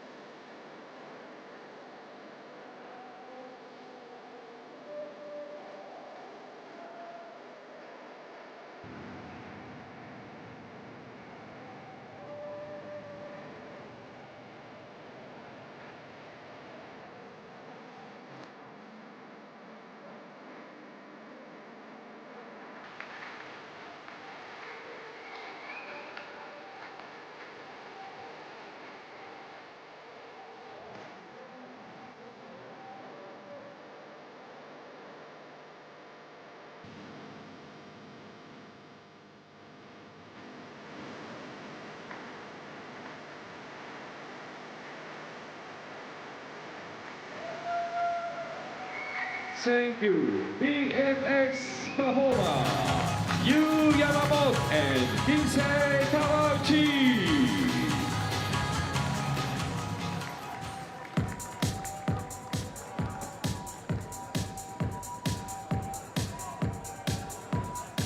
さて、ビジョンご注目ください。3x3 を楽しんでくださっている皆さんのお写真、続々と公開させていただいております。いいですね、コメント付きでどんどん皆さん参加していただいてます。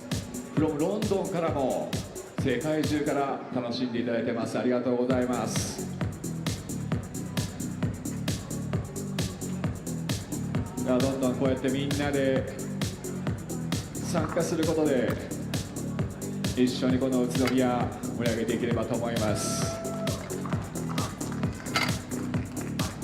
ベストスナップベストフォトにはこちらオリジナルパーカープレゼントいたします。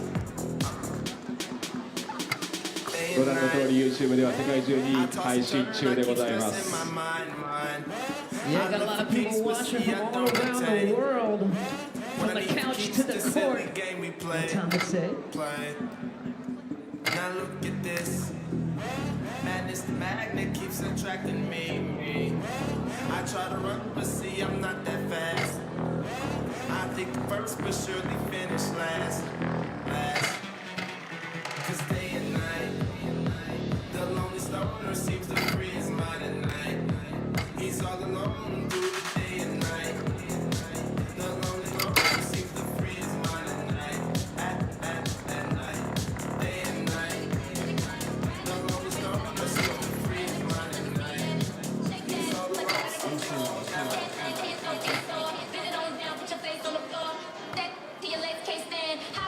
With the word in a hand. Let it clap, ride this face in on my lap. Spread them cheeks, let me see that. Shake that, like you out of control. That thing till your throat gets sore. Get it on down, put your face on the floor. That till your legs can't stand. Hot freak with the word in a hand. She got the world in her hands, she make it twirl when she dance, yeah. I got the world in my hands, I got your girl in my pants, yeah. You know I love the way you move, I do. You with your girl today's cool, so you I ain't got no problem waiting on my turn. さて続いてのゲームがいよいよクォーターファイナル準々決勝最後のゲームとなります。 Acting like a shooter, but he not. Rich, I can come and move you out the spot. It's simple, I ain't gonna do that I do for you if I was out here trying to do a full shot. So Pop that thing, let it clap, ride this while you sit on my lap. Spread them cheeks, let me see that. Shake that, like you out of control. That thing till your throat gets sore. Get it on down, put your face on the floor. That till your legs can't stand.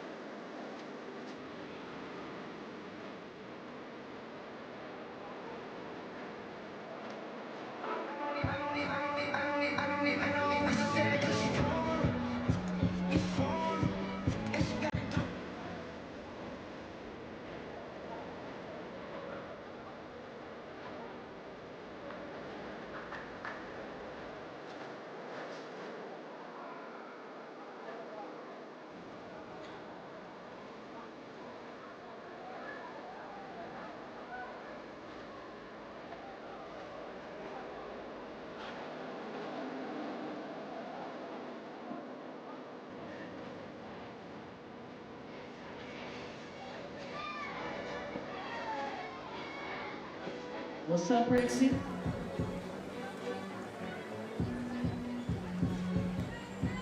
Pushing out DJ last, making it last on the ones and twos. All right, time to get back underway. Last quarterfinal, Amsterdam. RABOBANK and Antwerp renew a rivalry. Antwerp or Amsterdam rather, the team that comes into this contest undefeated, playing top-level 3x3 en route to that 2-0 record, 21 points per game, the highest scoring team of any coming out of group play. Have seen an electric Martin Balconnect leading the way. The Connect plugged in. 8.5 points per game to lead his squad. Meantime, a couple of close games for Antwerp, really close, decided by a total of 2 points. An 18-17 loss to Oud, followed by a 16-15 win over Toulouse. That probably shouldn't have been as close as it was, but yet still here they are. They'll be coming out next, but the Dutch make the way to the court first. And how good has AVT been? 6.5 points a game on this Dutch squad. What's up with them, boss? Yeah, look, he's come to play in this one. 2 of 4 from range, but mainly what we've seen is his inside presence after screens, after the pick and roll, under the basket, finishing up shots has brought balance to the Dutch team. They're usually good at shooting. That worked in this tournament, 38% from twos. But that balance with him scoring inside as well is what really driving this team to greatness. As you mentioned, the only team to get to the limit twice in pool play. That means that offense is cooking. Amsterdam 100% from the free throw line. Led the field in 2-point percentage at 38%. So plenty of reason for the Netherlands and for Amsterdam to be confident coming into this one. Antwerp, the way that they played that final game, at least through maybe 7 minutes against Toulouse, was ideal. And they nearly let that game slip from their grasp. So with that, the last taste of 3x3 action that they had, they'll be looking to come out in this one focused and ready to play with the Ghosts, Kasper Augustinian, VVO, Vic Velservik, Logo Joe, Jonas Forts, and the menace, Dennis Donker. Team Antwerp averaging 16 points a game in pool play.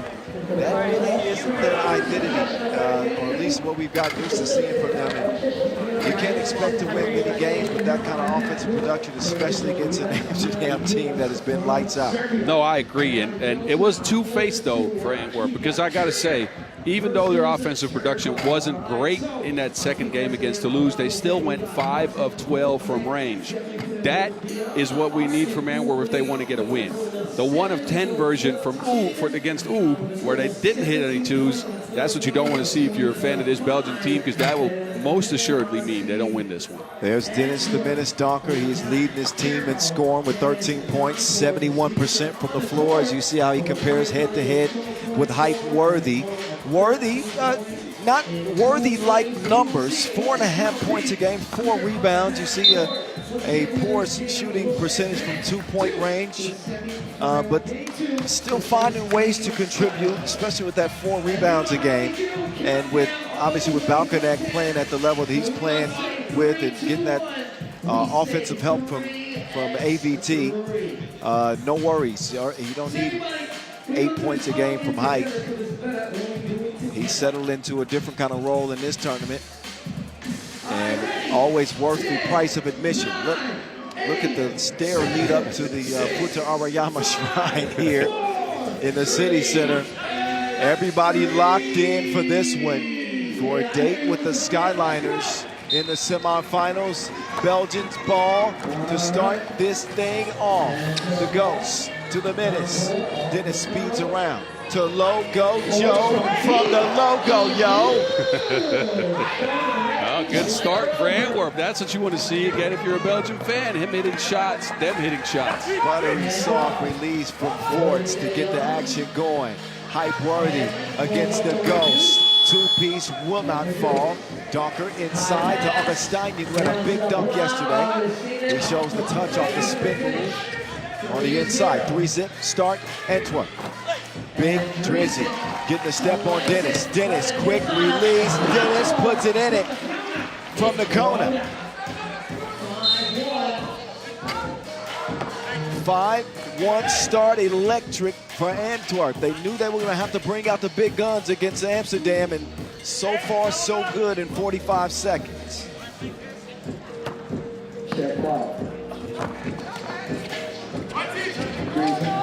Balconnect hadn't touched it yet. Dreesen takes advantage of his opportunity and contorts and scores over Forts. He didn't score much yesterday, but he's aggressive to start this game. Forts, who normally is a dependable passer, throws that one out of bounds. Augustinian will get a rest, and Dreesen will have a seat as well. The connect with the rock in hand. They are trying to get it out of his possession quickly. That is not the way to do it. Oh. Don't be pretending. Balconnect acted like he was finna yam that. Yeah, it looked like it. He's still got that pep in his step. Worthy, crafty move to get Donker off balance. Oh, and in the process of the shot, not on the floor. He is going to get 2 free throws. It's a smart play by Worthy. He felt like he got hit, and he went up with the ball straight away, getting himself a chance at 2 points here. Yeah, again, Amsterdam had missed a free throw in the tournament. It's perfect time for announcers, Jinx. As soon as I start talking about how efficient they are, and this always seems to happen. You see? First missed free throw of the tournament. Maybe I'll save the free throw numbers for after they shoot the free throws, just so to prevent that dreadful announcers jinx. De Jong, 18th on the scoring list coming into the day. He's got Amsterdam within 2. Dennis the Menace, off iron that time, into Hype's hands. The 2024 league MVP, navigating. Cannot make the bucket, loose ball. Out of bounds, 2 red. It's a 21-9 win over Utsunomiya for Amsterdam. Thanks to 7 points from Van Tilburg and 10 from the connect. And then the balance was on full display in a 4-point win in contest number 2 for them. Dreesen will miss. And Augustine will come away with the rebound to VVO. VVO turning the corner.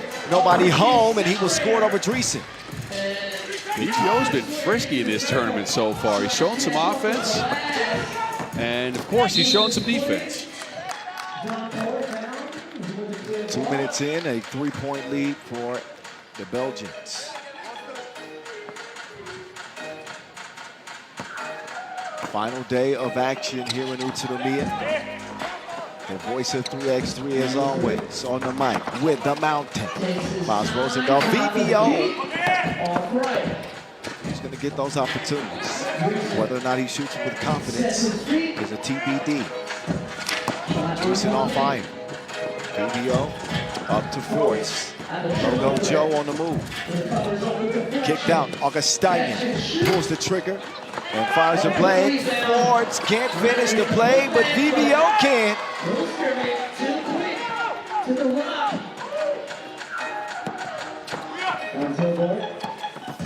Van Tilburg redirecting. Balconnect lost. He ghosted Casper, but couldn't make the shot. Van Tilburg inside, big to big. The Dutch connect for a 5th point. Augustinian and Dreesen getting tied up. That foul will be called against Drizzy. Talker up top.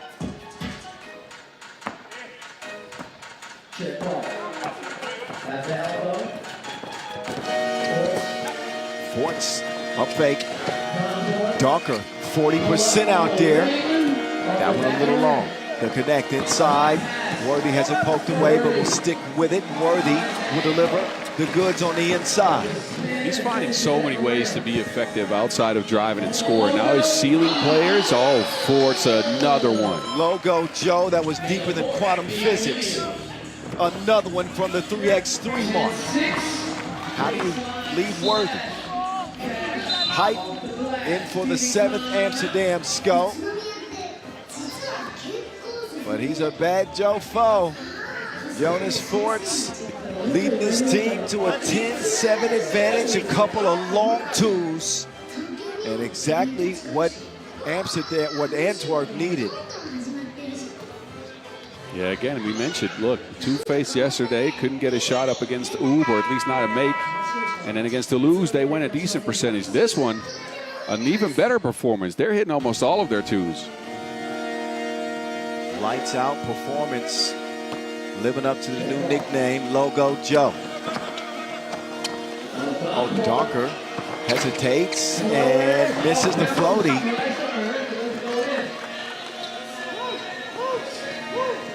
Fontour turning the corner. ABT, a lot of contact. He comes away with nothing. CA out to DD. Offensive foul. Forts is a pretty good defender in the paint, man. Once he's down there, he's sturdy enough to hold a lot of shots up. Remember, he had that game-saving play yesterday against Toulouse. Yes, similar action. I mean, just textbook defense. No, I agree with you. I think Forts in this league is certainly a top 5 passer. Yes, certainly a top 5 passer. And post defense is right up there. Yeah, you're right. You're not moving Forts. Now, the interesting thing here is that Amsterdam is utilizing Worthy a lot as a screener and a roller to the basket. He's trying to get position on a lot of people. That's a new wrinkle for them.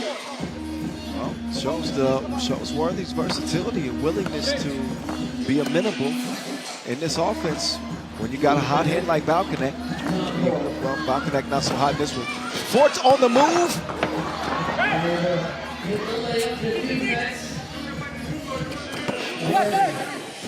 Worthy now.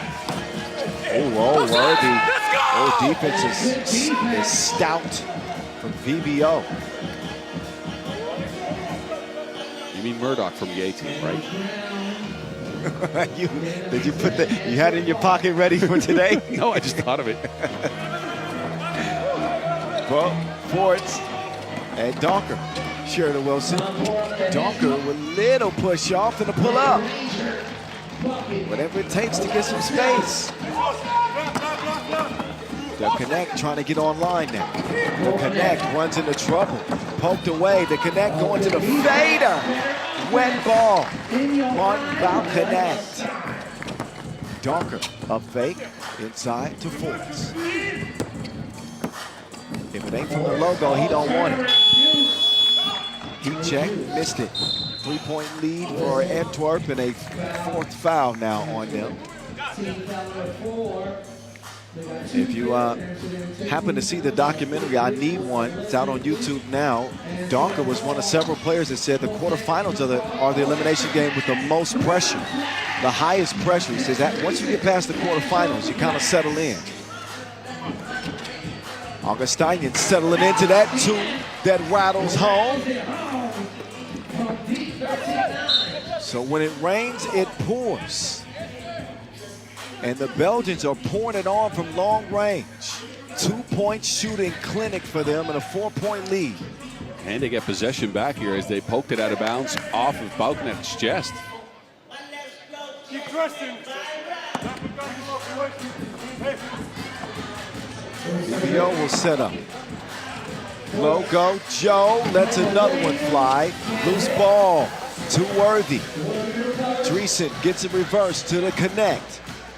Forts trying to make life difficult. He got caught reaching in the cookie jar. We see Balkanek do this all the time, and players continue to fall for his bag of tricks. Yeah, he's so good at it too. Forts extends his arm a little bit into the space of Balkanek, and he just rises up and gets himself a chance at 2 free throws and potentially 2 points. Could close the gap here to 1 possession. Yeah, Worthy's also great at that. Lulling defenders into reaching in and quickly going up with the shot. Unfortunately for the Connect, he can't knock the first down. He does get the second to go. 13-10. Dreesen, aggressive defense, just the 3rd foul on Amsterdam.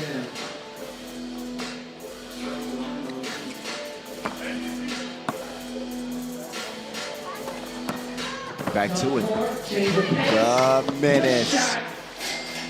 Gentle touch. That teardrop to keep the Dutch at bay. Worthy, that is so wrong! So wrong! 2 wrongs make a right.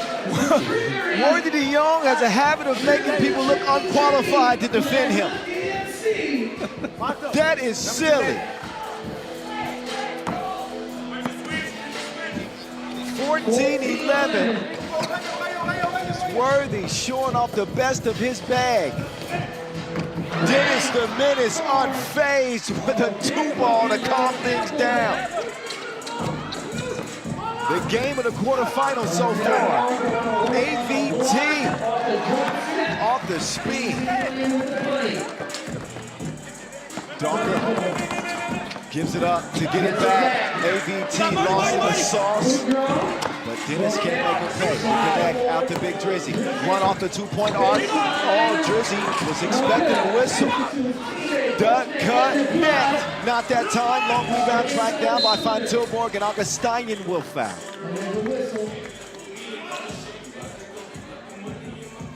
Every time the Dutch get closer, it seems like the Belgians answer with a big 2-ball. The resilience on Antwerp is pretty big. It's been impressive. Yes. It has been impressive indeed.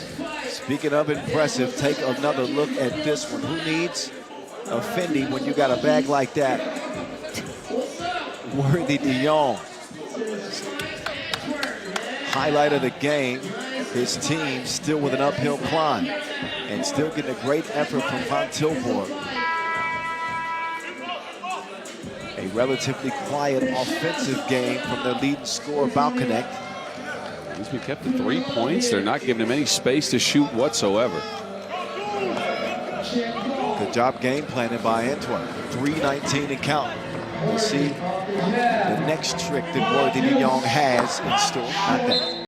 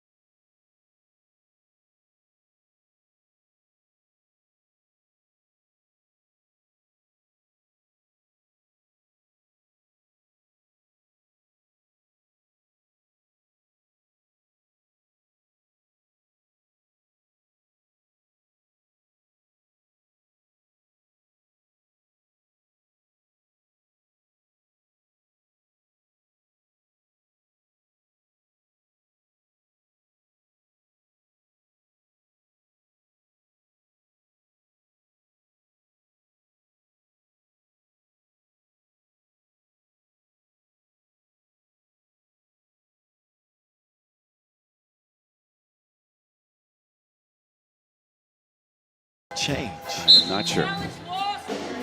Challenge is lost. It's going to be blue ball.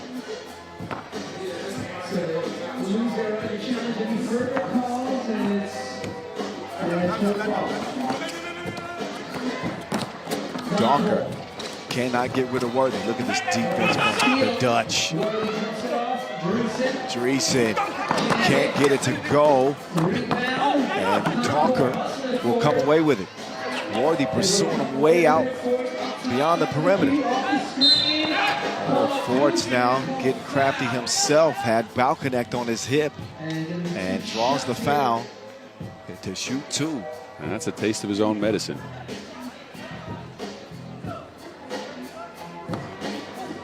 Forts at 4 points a game, 3.5 rebounds. He was 2 of 9 from distance coming into this one. He's hit a couple already. Fort's best game of the tournament.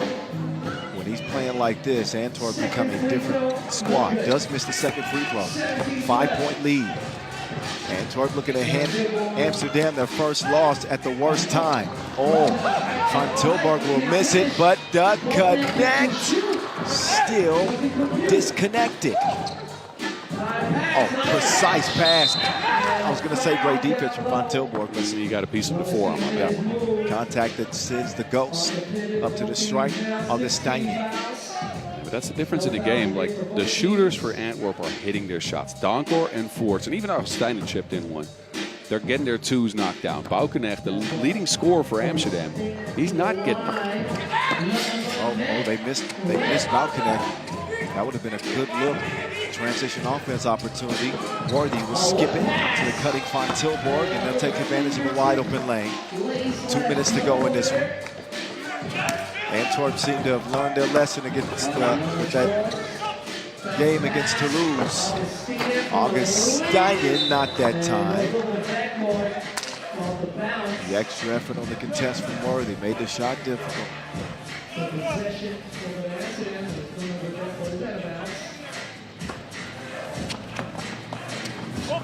Antwerp, by the way, who just won the Shibuya Challenger. So coming into this one with some momentum.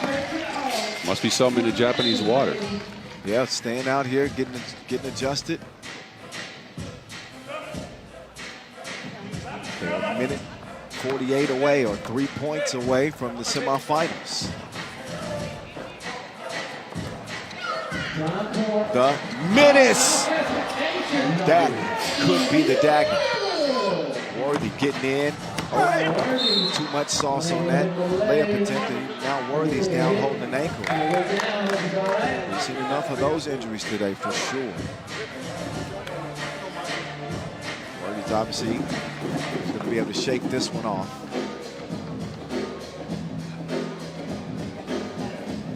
But a physical play defensively that'll put hype on the line. Game point Antwerp. Yeah, look, they've played it perfectly. They've gotten their shots the way they want them to. Out of screens, behind screens. Amsterdam has not stepped up on Fort specifically, but Donker as well. They got their mindset right for today. After a difficult day for them yesterday, I think that win over Toulouse propelled them into what they're doing right now, right here. Yeah, this team is focused fully. Still life for the Dam. A 2-possession game and 90 seconds to play here, but can they hold off? Jonas Forts, low, go, Joe, no.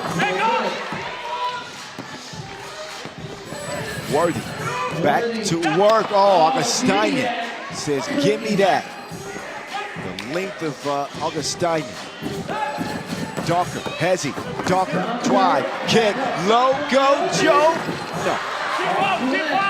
Minute to play. Big possession here for Amsterdam and what they can do. Worthy, no. Into Fort's hands. Oh, that is not the foul that Amsterdam wanted to commit. Dreesen. Now this game could end at the free throw line with Forts. Yeah, he's a really good free throw shooter as well. I don't understand that foul. It's under a minute to go. You have an opportunity to come back. And usually not a mistake that Dreesen makes, but a costly one for Big Drizzy and Amsterdam, who suffered their first loss in the quarterfinals. Lights out performance from Antwerp. Look out. The Belgians are ablaze with Logo Joe leading the way. So despite 7 from Worthy, a combination of Dennis the Menace and Forts combining for 15 in the contest. And crazy shooting from beyond from the land of plenty. As Corey will once say, RIP. We'll get to center court now where the mountain is with the Menace. Fox. Dennis, congratulations. You guys, Antwerp just beat Amsterdam, a Dutch team. So a battle of European borders. You came out on top. How'd you guys get it done? I think we know those guys really well. We all respect them. We know them also even from 5-on-5. So we know what they can do, and they're one of the best teams in the world. So we knew we had to be ready. Marty was hot yesterday. Van Tilburg had some twos. So we were trying to take that away, and I think we did a pretty good job. You did a very good job. You got the win. Now, you won a challenger here in Japan last week. You're top 4 here already in Utsunomiya. What's it in Japan here? Is it the food? Is it the water? How are you guys playing this well? I think we had a really tough off season, but we worked really hard. We had some injuries, but we stick together. We worked every day.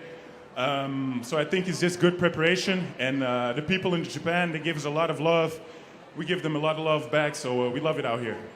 All right, well, congratulations. Good luck in the semis. All right, semifinals are slated to get underway at 4:05 local time. We will enjoy a session break. In the meantime, after a highlight rip that starts with Logo Joe dialing it in from distance, the best performance, not maybe, the best end-to-end performance for Antwerp at this tournament. You knew that they had the potential to do it. They put it all together here against Amsterdam.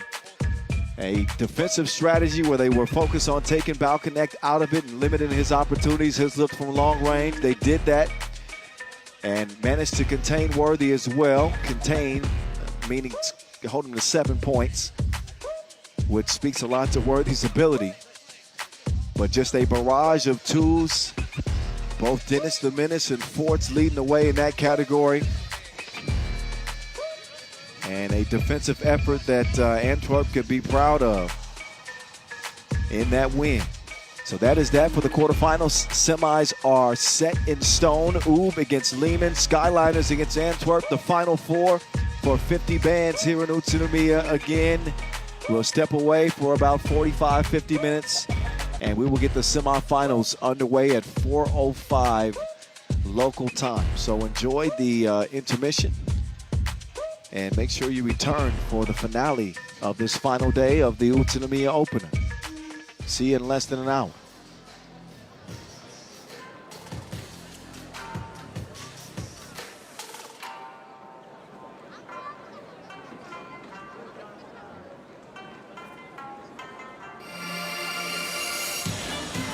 So れではここで 3x3 ジュニアカップ2026サポーテッドバイ NTT ロボの決勝戦を行います。